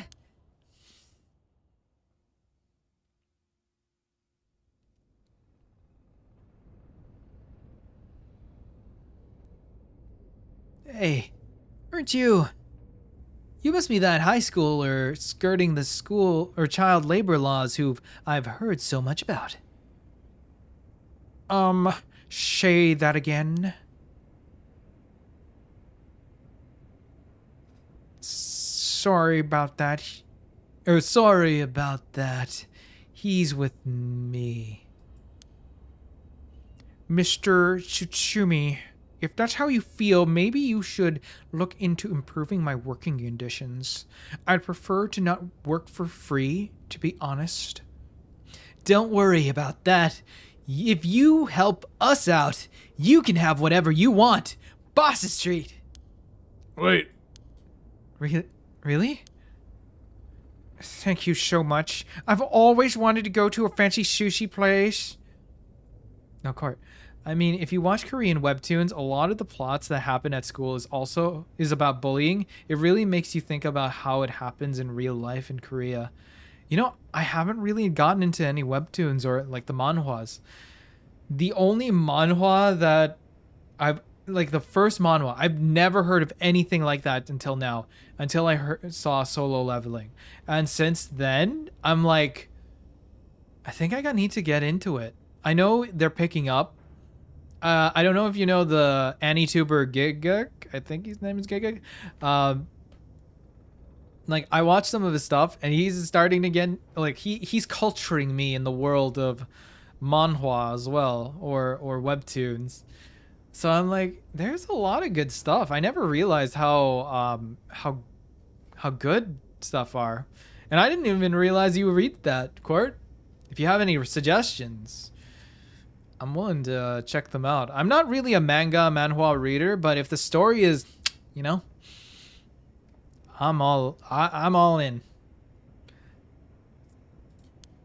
Oh yeah, like one of those places in Ginza I've never been. Let's go. We got ourselves a deal. Right, boss? The girls are at our service. Hold on now. What just happened? I never said I'd... Sushi. Looking forward to it, boss. Wait, since when were you included? You guys are funny. You should do stand-up.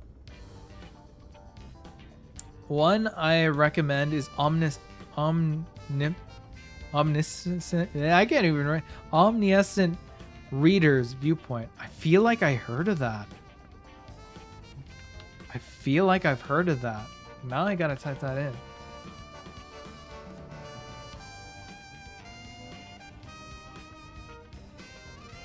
Isn't this like another OP one? Like the character's super OP, like Solo Leveling? I think I've heard of this one. I think even Gigik recommended that. I might read it. Okay, where was I? Who are my surroundings? Forensics is still investigating the area. I didn't really want to bring these kids into a place like this, but there were too many onlookers outside for us to speak comfortably.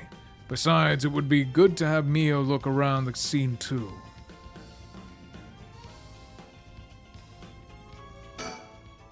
This is one hell of a coincidence, huh? That this random girl you know is already involved with the case.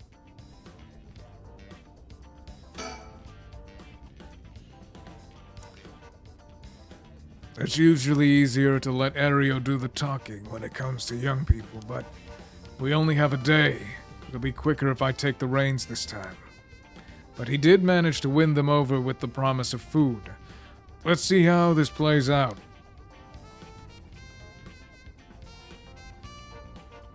To some degree, it's one of your favorites? Are webtoons free to read? You don't have to buy anything, do you? Can I just, like, read it online? Oh, yeah, I can. I found it. I might read it. I don't know if it'll ever get adapted into an anime, so I might read it.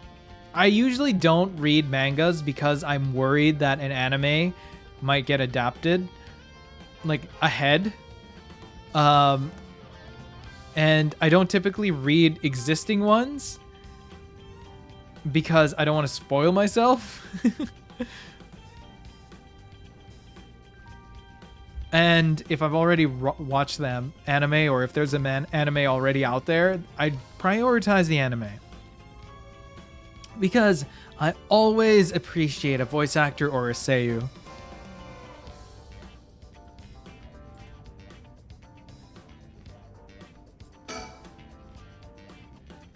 What's that rope all about?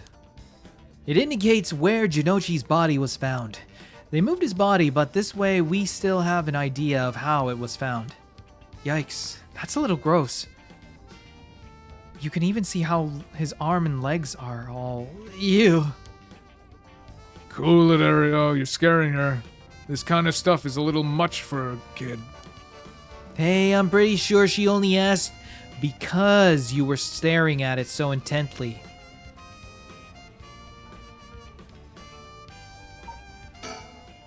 Sushi, huh? Well, if that'll solve the case, it's a small price to pay. I'll just expense it to paranormal affairs after. To me, I stopped seeing anime, but I still appreciate the pros and cons of anime and manga. So you're a manga only kind of guy now. You know, my friend that I met at a convention. So we worked a convention together. This is his way or his thought process. He was like explaining it to me because he is a manga only reader. He was like very hesitant to say he's an anime guy, but he's a manga guy. So what his philosophy is that you got so much time and anime will take you like, you got 30 minutes to watch it, let's say, okay? While if you have a whole season of that, it'll take you hours. And if you're thinking one of the big animes, like, let's talk about the most ridiculous one, One Piece. That will take you, I don't know,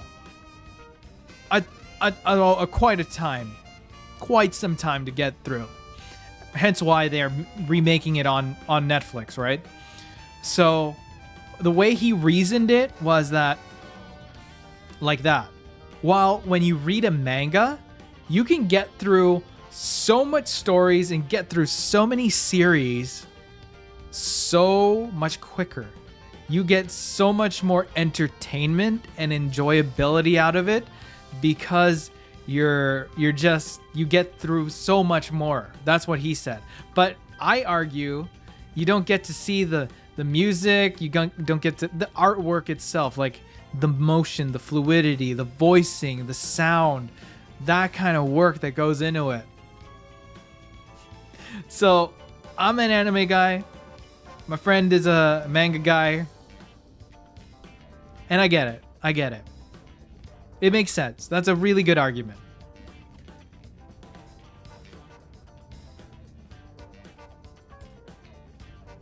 Okay, I should inspect these two. Mio Kurosuzu. She's like a disciple of the Paranormal Affairs Chief. I've heard that she's helped out with investigations free of charge under the guise of training. Although she's my old boss's protege, she helped me out plenty while I was in Paranormal Affairs. Okay, say this girl is like 15? 15? So she's been helping in Paranormal Affairs since, what, 10? Child labor laws, man. She may look meek, but she's got strong spirit sense, sharp instincts, and courage. Plus, quite the brain to back it up. That said, I can't help but think there's some kind of darkness following her around. She's certainly well versed in the paranormal. I just can't get over the darkness. So this is Yaku Sakazaki. She was with Mio. Could she be a friend? Did Mio finally make a friend? If she did, it would do this old man's heart good. But I better not say that out loud. I don't want to make her look bad. So, how much have you been able to figure out? Well, I know that what happened around midnight last night. Someone invoked the Feast of Shadows, which boosts the power of curses, then brought forth the 7 mysteries of Honjo. That allows even those who do not have the power to cast curses to gather soul dregs for the rite of resurrection. At least that's my hypothesis. Sounds about right so far. As I'm sure you know, there are actually 9 mysteries, not 7. When the Feast of Shadows was cast, the cursed stones appeared before those who wanted the right at the locales of the 7 mysteries.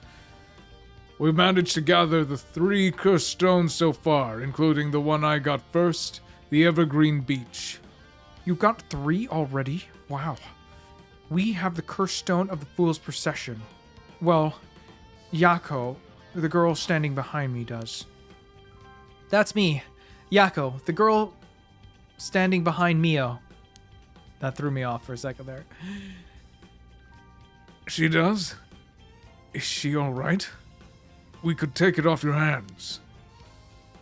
Well, the Feast of Shadows has no effect during the day, and there's still something I want to find out. Alright, I'll leave the Fool's Procession with you 2 then. I see. I never thought what your friend said. Though I would say to your friend, until you see an ending or chapter from a chapter can take months and a year. You know, that's fair. That's also true. But yeah, you know what? I can't even argue that. Because of how long it would take an author to put together on the story, like thinking Gege Akutami with Jujutsu Kaisen, since like this game reminds me of Jujutsu, or how long some other authors have taken to finish stories, or like when Oda took a break from writing One Piece. Like I knew that, so it does take time, unless a series gets completed at some point. But it can take months, especially. You got a fair point there.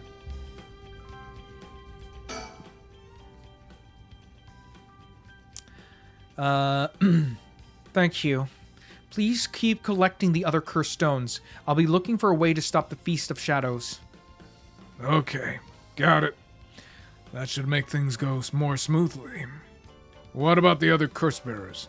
Have you run into any of them? Well, last night at school. You were here last night? Yes. You see...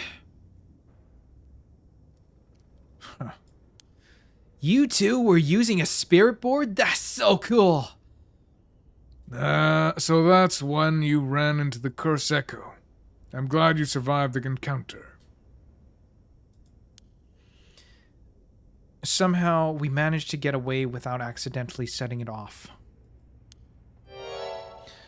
The Curse Echo we saw took the shape of a woman, missing an arm and a leg. What? Chopped up body.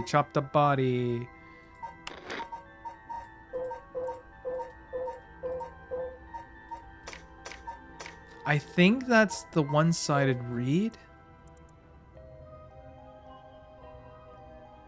No. No.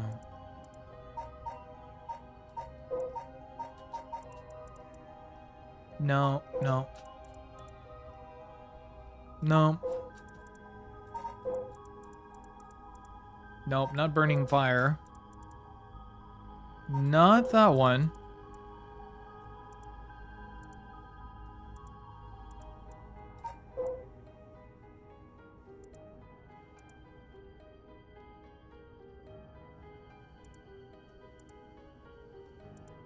Not that one either.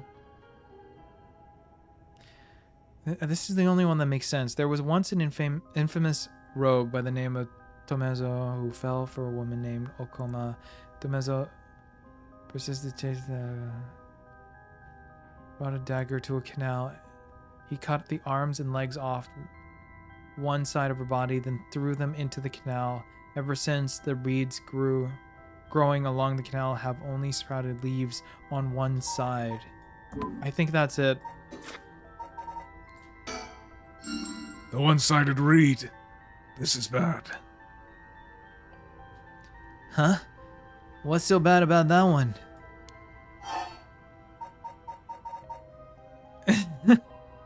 You idiot! Think! The curse bearer of the one-sided reed is... Fumichika Nejima! He admitted it himself. That's his curse. Oh, that's right. Wait, if that's the case... Nejima might have been here last night. What? I mean, it's possible he was lying to us, but... What? Who's Nejima? No clue.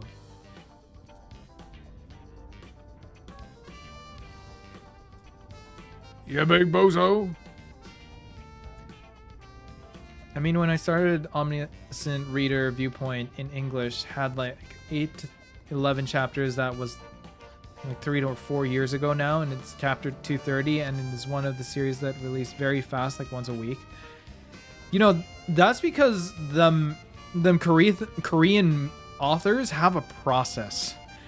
They use digital. While I feel like a lot of manga artists still kind of have a more traditional process of writing and very traditional ways of storytelling. That's my theory. But that's really good to hear. No wait. Or, well, a fair wait. It's like watching a TV show. You know what I mean? Huh? You want to talk to me? You'd probably be better off asking Mio. Okay. So, Nejima is trying to take advantage of the Feast of Shadows for his own nefarious purposes. Huh? He said he's going to massacre the city at sundown today, and he's trying to get to your... he's trying to get to your daughter too? That's why we've been trying to find him, but to no avail. Honestly, this information has been the most useful we've gotten so far. So just to be sure, could you tell me who else was at the school last night? Well, as far as we know, there was us, Mr. Jinochi, and one of our classmates, Hitomi. Don't forget old man Ashimiya. Wait, Hitomi. Did you mean Hitomi Okuda? Second year student? Well, yes, why? Boss. So, she was here last night?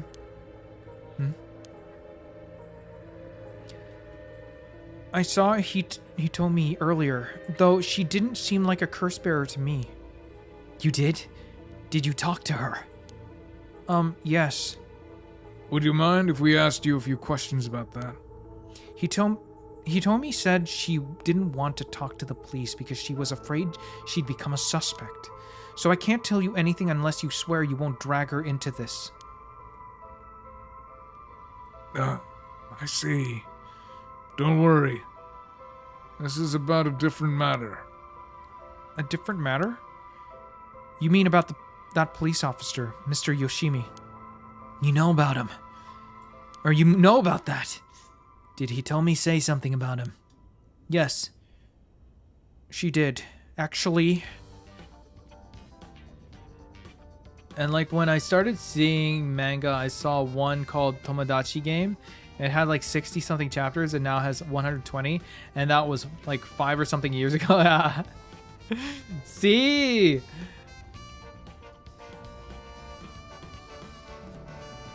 To get to that far, that's why animes, you know, like animes have to catch up. Like Full Metal Alchemist just came to mind. Like I remember when there's like 2 animes of Full Metal.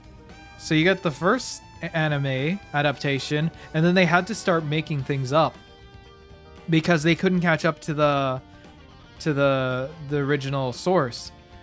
And that goes for all the bigger animes like Naruto and Bleach. They had to start putting in filler episodes because they can't keep up with, or they can't, or they surpass the original. So that's kind of like what the downside of all, I guess, anime and manga can be, where you kind of, it's a waiting game. But I think nowadays they have a good process to it.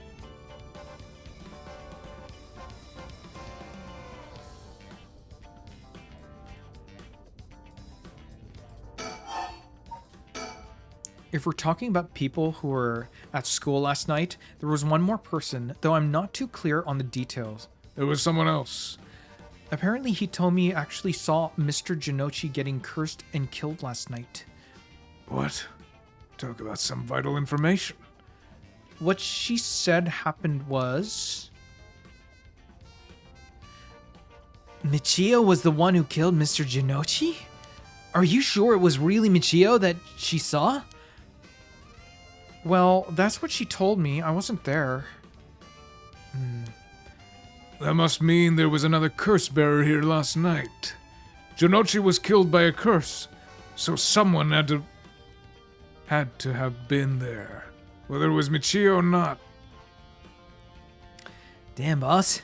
Do you think it really could have been Michio's ghost? I mean, based on what we've heard, she does have plenty of reasons to be vengeful. Calm down. Just because the paranormal exists doesn't mean just anything is possible. It's still possible that Nejima was behind Jinochi's death. But... Oh wait, but what about Hitomi's story? And I feel so strange, like, remember you saw this manga when it started and it passed like all these years? You know what? I know that feeling. So for me, I was into getting... There's a few mangas that I collected. So I got Shaman King, but I was really into D. Gray Man as mangas a while back. And so, like, coming back to it now, you have this weird sense of, like, it's over. Or, for your case, it's still going.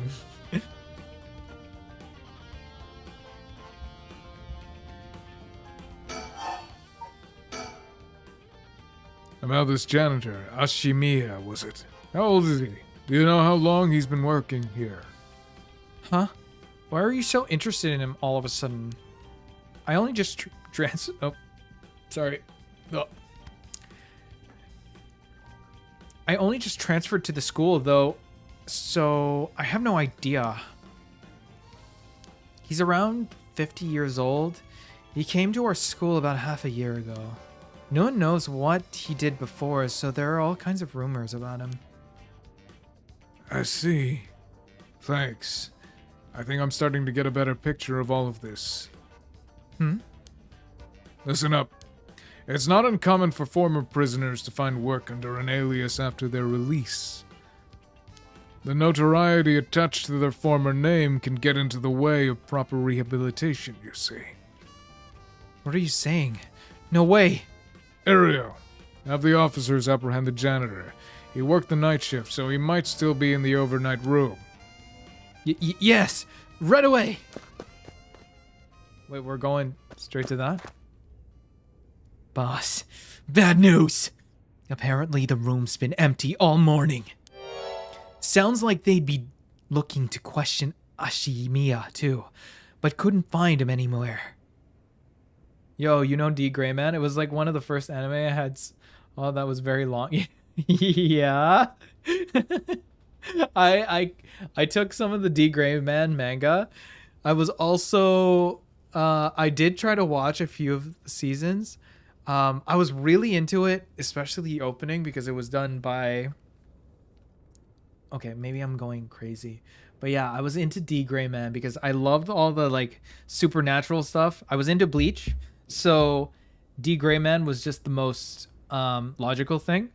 I didn't finish the series, however, so I maybe might go back to finish it. But yeah, D. Gray Man, love that.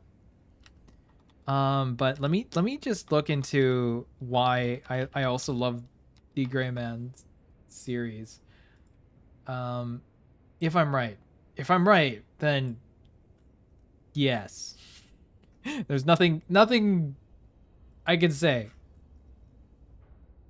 But, where is it?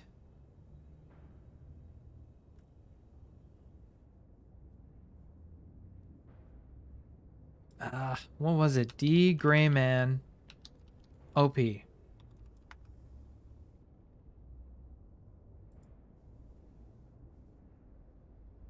Yeah, Abingdon Schoolboys. That's why. So I like listening to Abingdon Schoolboys. Their music.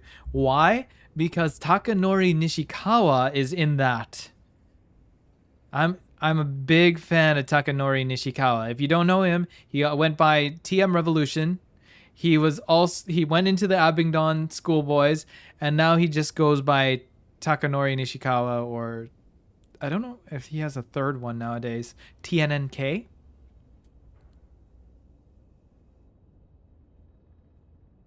And very confusing though. The opening was fire. See, yeah, the opening was fire. I love the opening. Abingdon Schoolboys. Love the first opening. But like, how long did the series last? Did it last at all? Original run was from 2006 to 2008, only 103 episodes. Ah, it did not get a lot of I doubt it finished the whole story. I can't believe that. I can't believe, like, it's still running.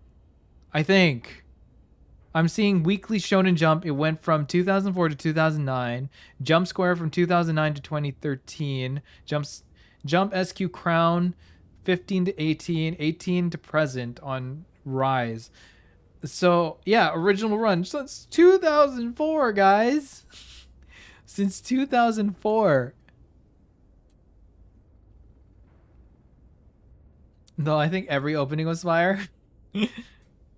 I mean, D. Grayman has good taste. Sounds like they've been looking to question Ashimiya too, but couldn't find him anywhere. No. That's all but confirms it. Just one more thing to check. Are there any photos of this Ashimiya? The old man seriously hated getting his picture taken. He'd always avoid it. Ariel, call an urgent search for Makoto Ashimiya. We can't let him get away. Yes, sir. I'll contact HQ right away.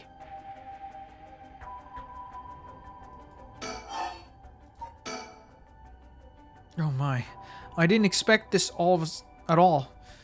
Yeah, how could that old man have been some horrible criminal mastermind? I can't believe it. And a curse bearer on top of that. To think he was so close to us this whole time. Gives me the... Wait, it's Mia. It gives me the chills. A guy like that really shouldn't have been allowed to work at his high school. See, that's what I mean. I asked that same question yesterday. Let's hope it isn't already too late. Oh, I may have shown Ashimiya my cursed stone last night. What? I don't like this one bit. Nejima did say he wasn't specifically targeting curse bearers, but... I'm glad nothing happened to you. Wait, but then, could it have been the old man Ashimiya who attacked you in the hallway? I almost told him that you were still in the building, too. What? You did? Yikes. Good thing I didn't say anything. Well, technically in another timeline I did, and that kind of ended badly. You might have gotten very lucky there, kid.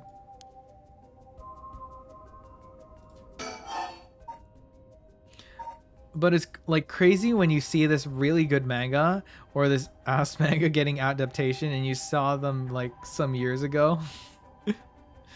I'm trying to think like a good example of that in my head. Like one that just totally doesn't make sense why it even gets an adaptation. Like, one, as much as I like the adaptation and I find it funny, I don't get how Mashal found itself. Mashal is a reason. To me, isekais, yes, yes, yes. Isekais for sure. There's some isekais that just don't know, you know? They shouldn't have existed. They don't.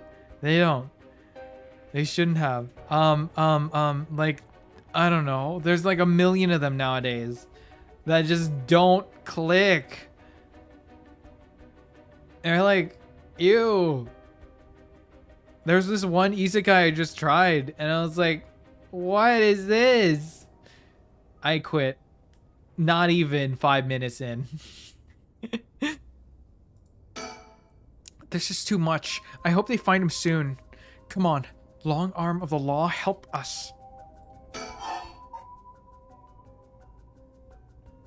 Though I love the isekai genre, same here. Some of my favorite isekais are crap. Let me think about this one. What have I watched? What have I watched? I'm thinking here. I might have to bring up my anime list.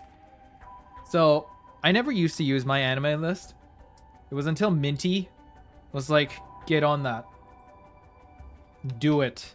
And so now I've been trying. I haven't been great at it. Been trying to update my list. Periodically. I haven't been great at it.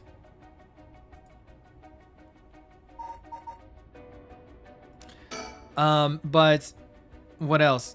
What is, well, right now what I'm watching is Shangri-La Frontier. I've been watching that lately. It's not bad. I wouldn't say it's mid.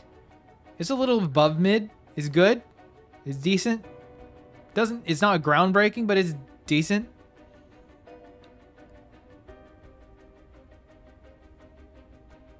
Konosuba is pretty good.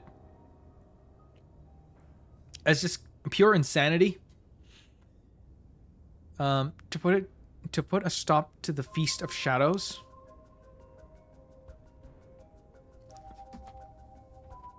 It would help if I knew more about how the curses of these 7 mysteries first came about. In that case, you're probably best off talking to that crabby researcher guy. You mean Mr. Araishi? I would very much like to talk to him. Alright. He's a teacher here too, isn't he? You would know him. You would know him already. It's good, I'd say. Shangri-La, I mean. Yeah, it's good. It's not mid, but it's not like amazing, like blow your mind great.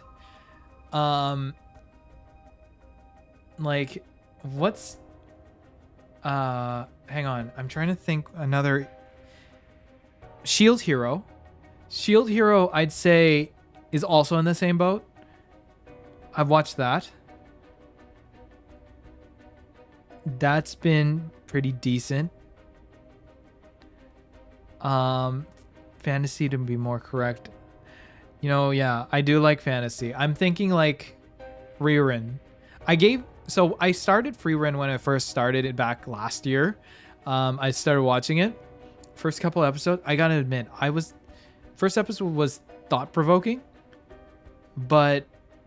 and also I was having a slight existential crisis. It made me very uncomfortable thinking about, you know, time. But I'd say it made me bored. That's the problem. I was bored after a while. I used to watch it going to sleep. So then when I started watching it like a few weeks ago, just gave it more time. My hands aren't showing it, but I was loving it. It was such a good, it's kind of refreshing. It has a slow pace, but once you get the nuances and all the little sprinkles here and there, it becomes such a well thought out, very intelligent story.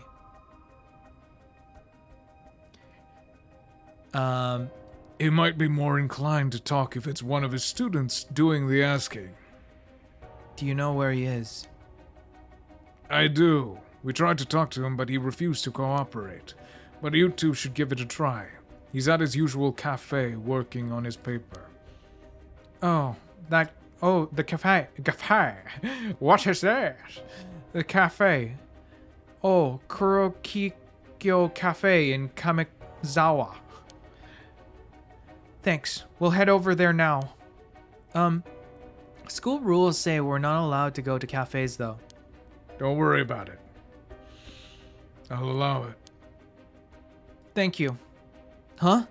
That's all it takes? And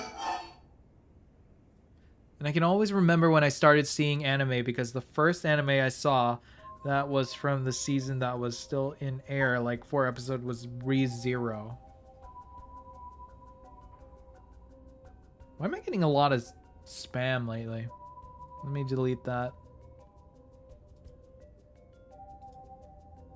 I mean, that is good. I'm getting spam. I'm known enough. Freeburn, I say I can read one chapter. Didn't say any more, though I knew it would be a good story. It's blown my mind. I can't wait for more. I knew they announced the new second season already, so I'm you know, pumped. I'm excited. There must be a mastermind behind everything. Someone who orchestrated all of this for a reason. I want to find out why.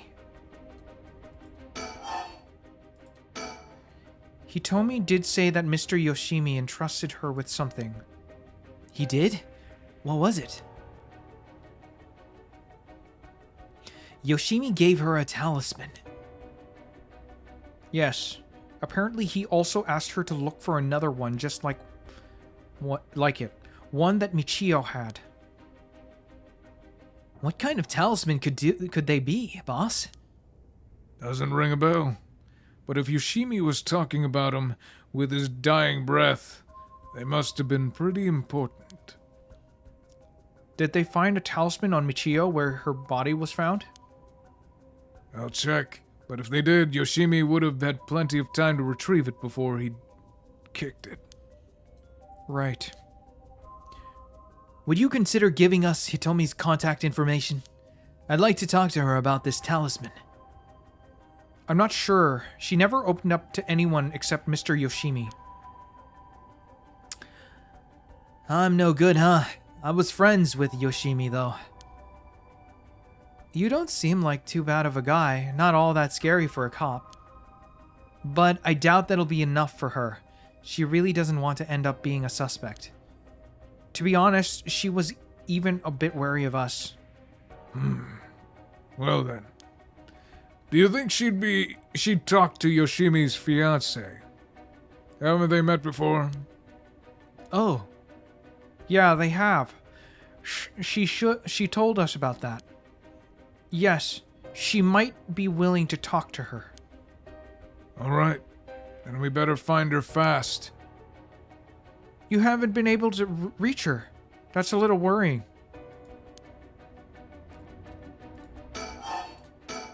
Mayu Chozawa.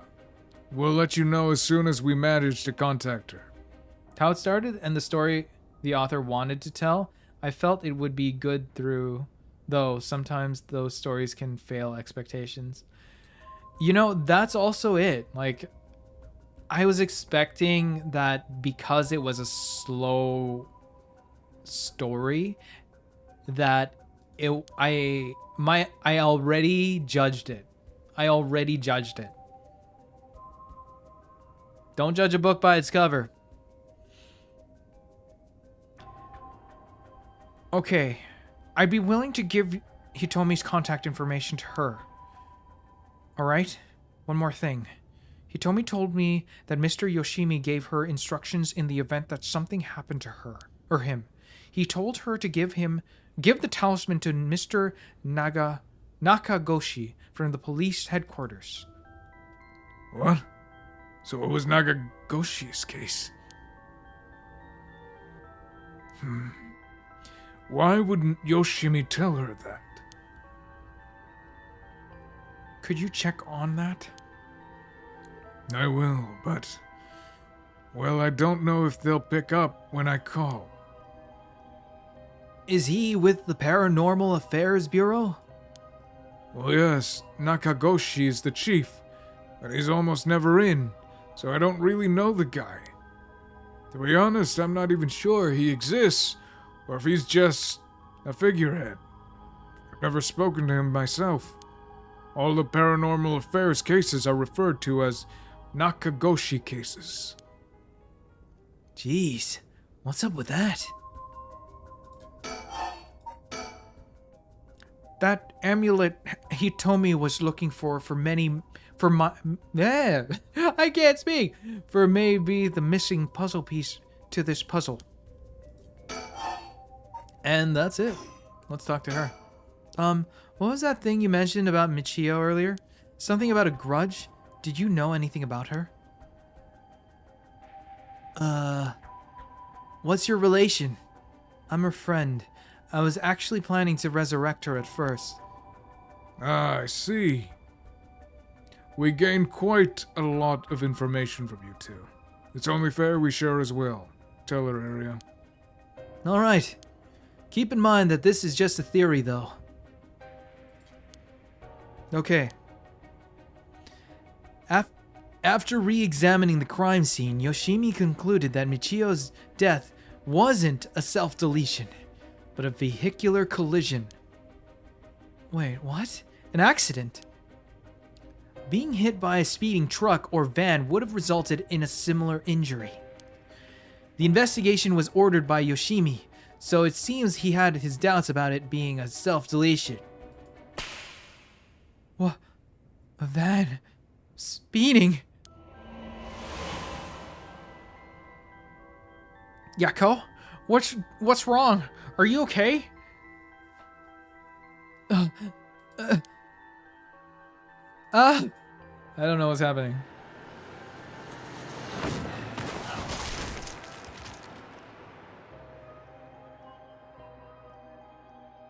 A van.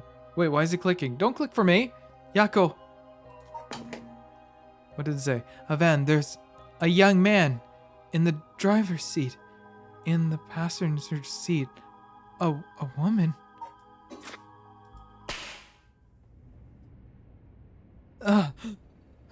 Yes.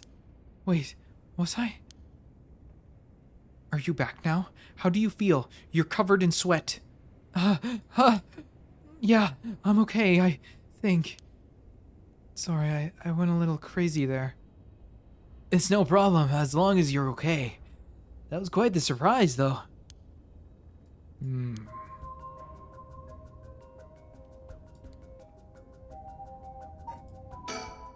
Yonochi was almost definitely killed by a curse. I wondered about the exact cause of it. If the curse's origin and the case's cause of death are connected, it could give us another lead. Well, I can say sometimes some really good manga are hiding behind some ass start or bad summary. Was the ass start for me.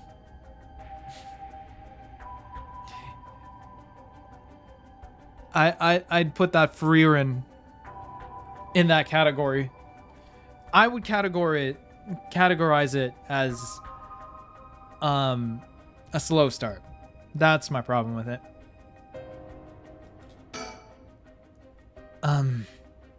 Yoshimi talked to you about Michio, didn't he?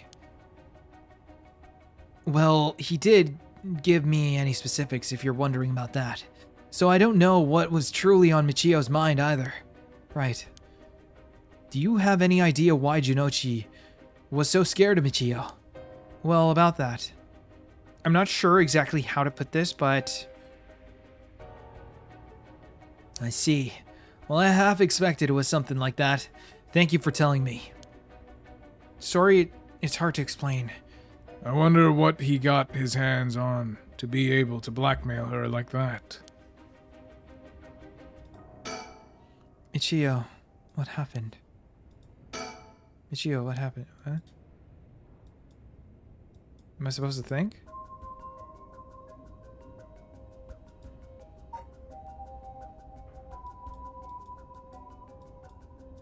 Am I missing something?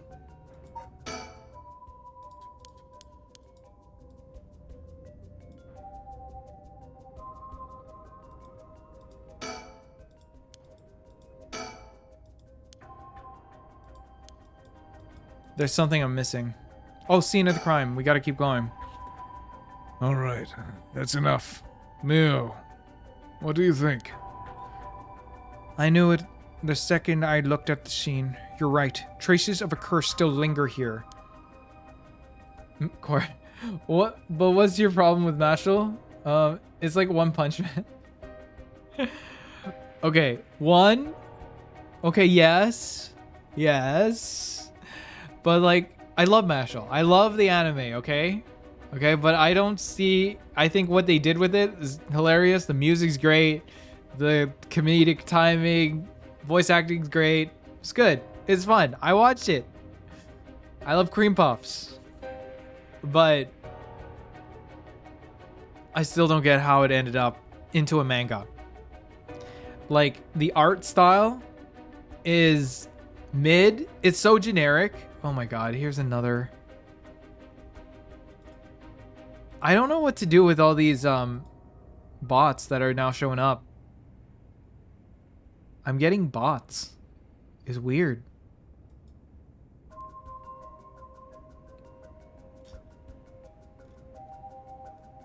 I may need to like ban a specific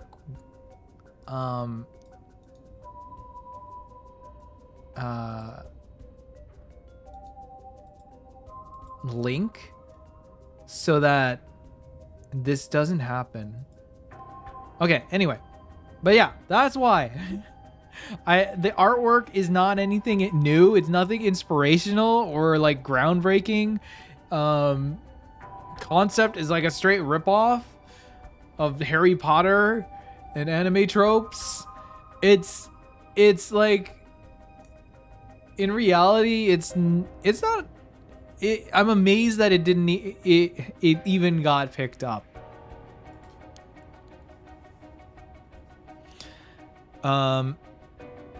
Does that mean Jinochi was killed by one of the curses of the Seven Mysteries? Yes. A strong curse like that always leaves behind a trace. Wow, Mio, you're so calm. Are you used to this kind of thing? I wouldn't say I'm used to it. It just comes with experience, I guess. No? I've heard some stories about you. Didn't you investigate a gruesome scene where someone had been killed by a paranormal attack without even breaking a sweat? Stop it, Mr. Tsutsumi. She's going to get the wrong idea. Whoa, that's amazing. Mio, you're a professional. I can assure you, a 100 peers know a 1000%.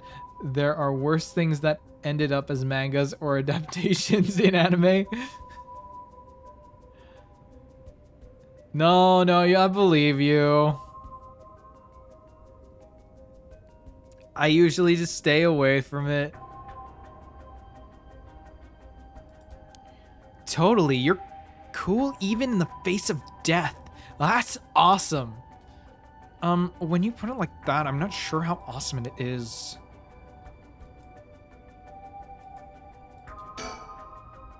Hey boss, forensics is calling. I'll go see what they have to say. The thing I saw? No? What did you see? Sure, thanks. Boss, they found this on the ground, a short distance away from the scene. What is that? A ribbon? Yeah, the kind you use to tie up your hair. What? What? I've seen that ribbon before. You have? Go on then. That's the ribbon that Michio always used to wear. What?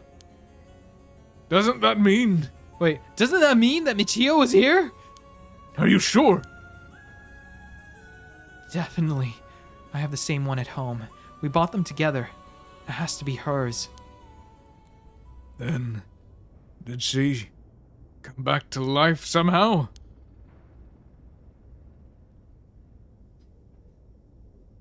But how?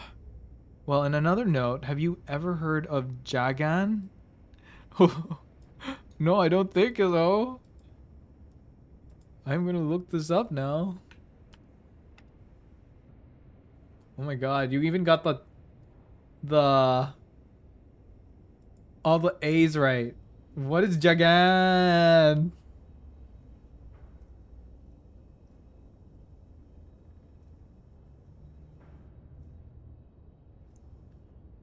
What is Jagan?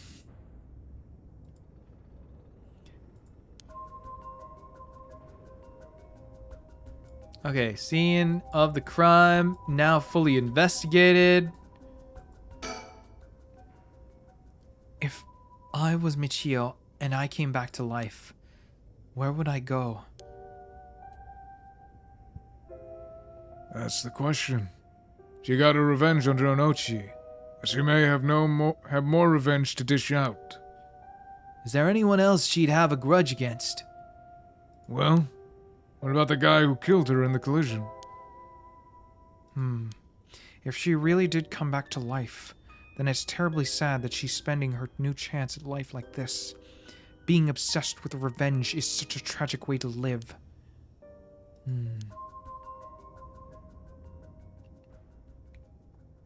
I'm afraid that's all we can tell you. No worry. You were a big help. Thank you. We should start our search for Nejima and Mayu Chozawa. It may be worth it to check out Michio's house as well, just in case. Let's use the school as our base of operations if anything happens. Go to one of those offices hanging around here. Officers, not offices. Got it. Thank you, and good luck. We'll go talk to Mr. Araishi about a way to lift this curse. All right, boss. Let's get going. Whenever you're ready. It's like Chainsaw Man, but maybe more crazy and strange. You can make it more crazy and strange? We'll leave the curse lifting to the girls, while we go look for Nejima and Chozawa. There's also a matter of Yoshimi's talisman, but we won't get anything done staying here. We better get moving.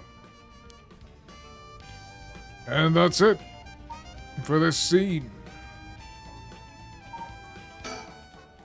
Bum bum bum bum bum bum bum. All right. Well, it clearly means that we will have to do a part 4 now of Paranormasight. I didn't realize how long this story was going to be. I thought it was going to go like this. This was the limit where our friend here ended. That was how big the story was. But clearly, as you can see here, the story has now gone past the point of where Shogo, our original MC, has gone.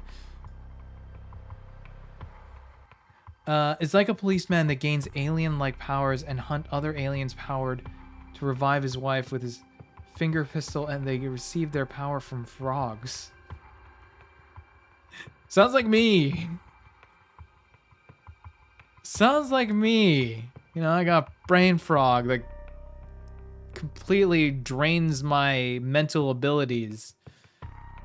And I'm an alien. I come from another planet.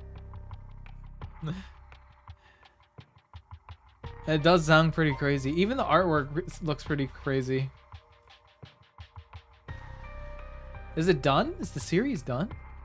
Oh yeah, it's done. I wonder if they're gonna adapt it. If there's no plans of making it an anime, then maybe I might read it. I'm glad it's done too. So that just means more incentive. I recommend it. I recommend to be fair. Gotcha. I might read it. If there's no adaptation in the works or anything like that, I might read it. I'll give it a try. Maybe a few chapters. But, alright, I think that's it for me tonight.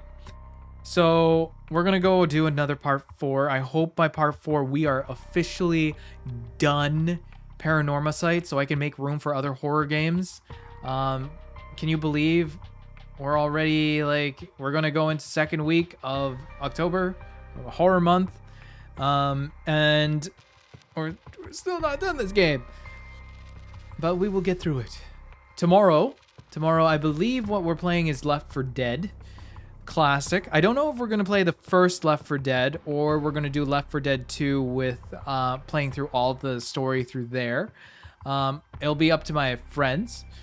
And of course the dog, I can't forget about it. What?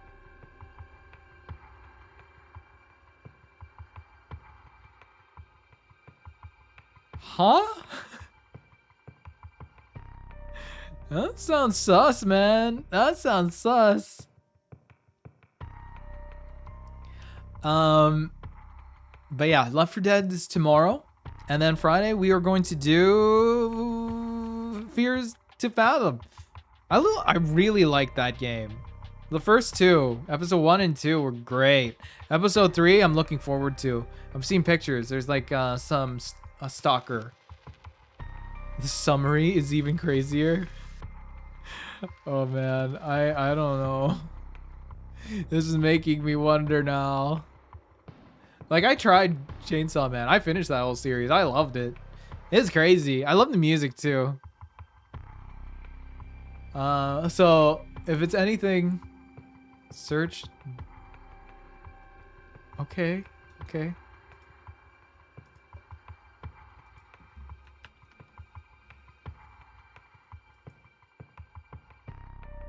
What the? You were serious? How is this a thing? How is this a thing? Who is the author?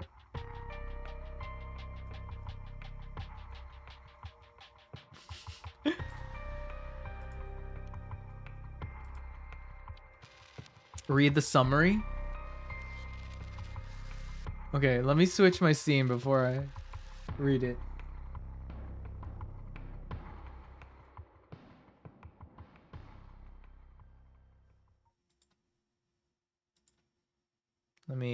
Let me just save the game real quick and then I'll jump over.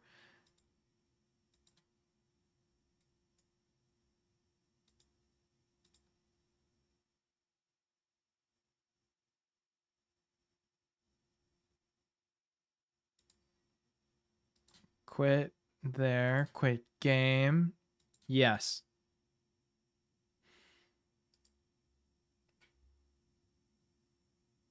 Okay. Let me take a look. I'm almost afraid to even look at this. All right, here we go. All right. It's a webcomic, all right? I'm on TV Tropes. No, this should not be the place I read the summary for. Where is the official website? Here's the website.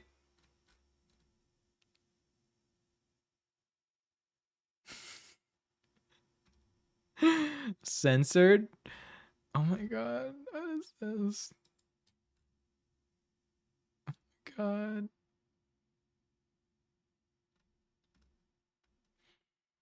Where should I? Oh my god. Where am I? Okay, wait.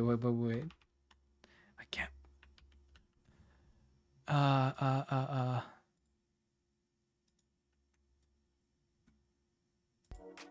Okay, oh wait, I forgot to put my music.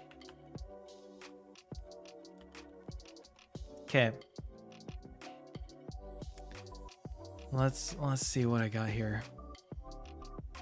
All right, here's the summary on Art Street. Rex is a half man, half dog. He was created when a drunk old man forced himself on a stray female dog on the street.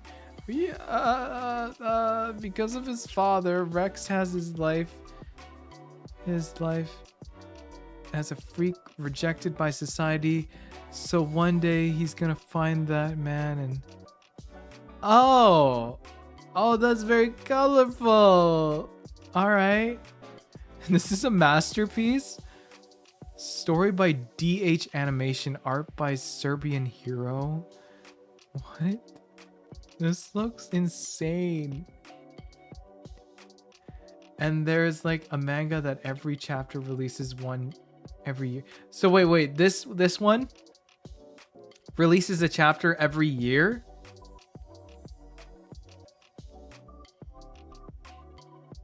Huh. That, if you're into it. Oh wait, no? Okay. That's crazy though. That's crazy. One other manga.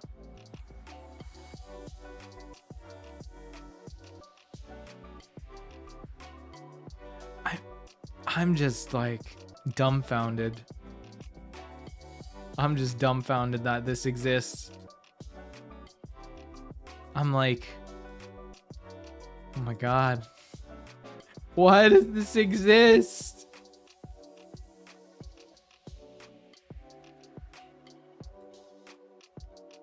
DH Animation, the proud author of this manga, and like others like it. DH wants you to know that. What?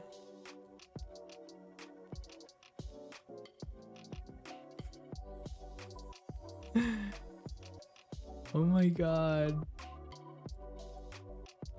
I'm freaked out. Is that him? I'm on his Instagram. Is this him? Wearing just a dog mask? Okay, that makes sense. Not the dog mask part, but... Oh god, I can't move anymore. But him being black.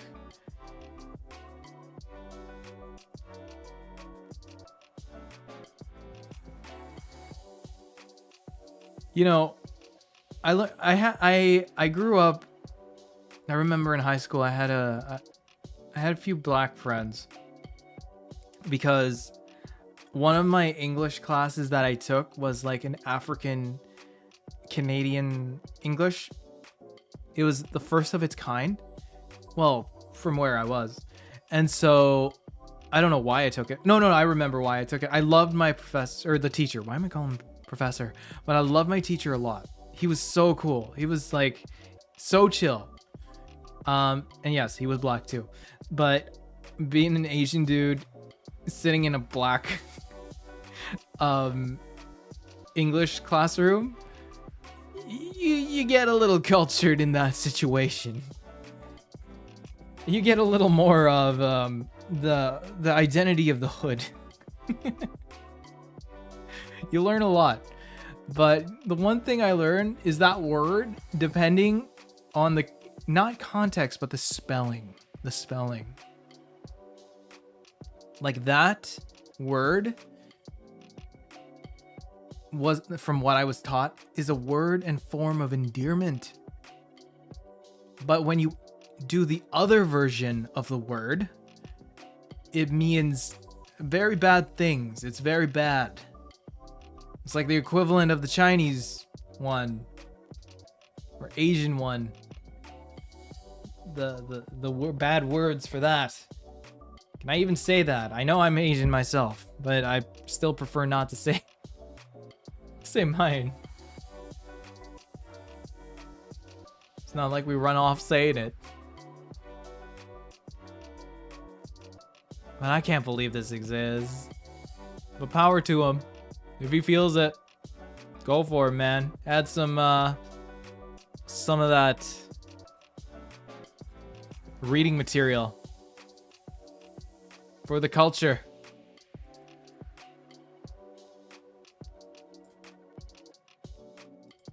Crazy.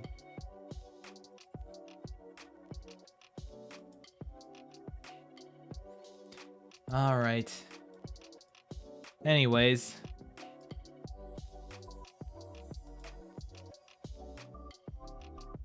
think that's it for me tonight. Just checking everything here. I'll see you guys tomorrow. See you for Left 4 Dead, for anyone showing up for that one. I'll be joined with Rabbit and Tarragonus, I believe. It'll be at 7 p.m. Eastern, the typical time.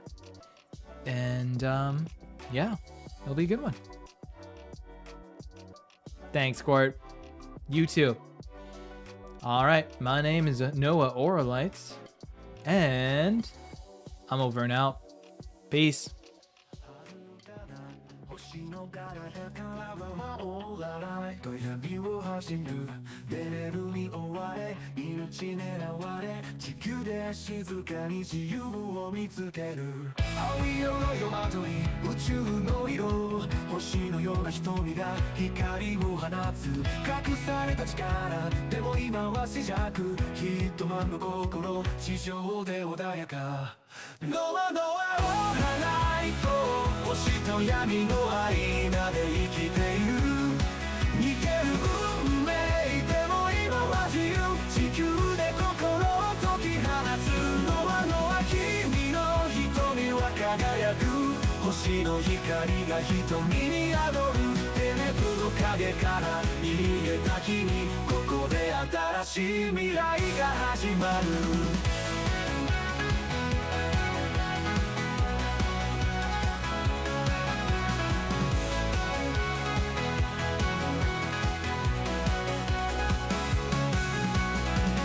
街に隠れて日々を過ごす静かな風よ空に映る銀河の戦い忘れたふりただここで生きる夢を見るだけデネブの追跡は続くけれど彼らは知らないこの平和の音ノアは踊る自由の中で青い鎧はもう過去の影ノアノアオーラライト星と闇の間で生きている逃げる運命でも今は自由地球で心を解き放つノアノア君の瞳は輝く星の光が瞳に宿るテネブの影から逃げた君ここで新しい未来が始まる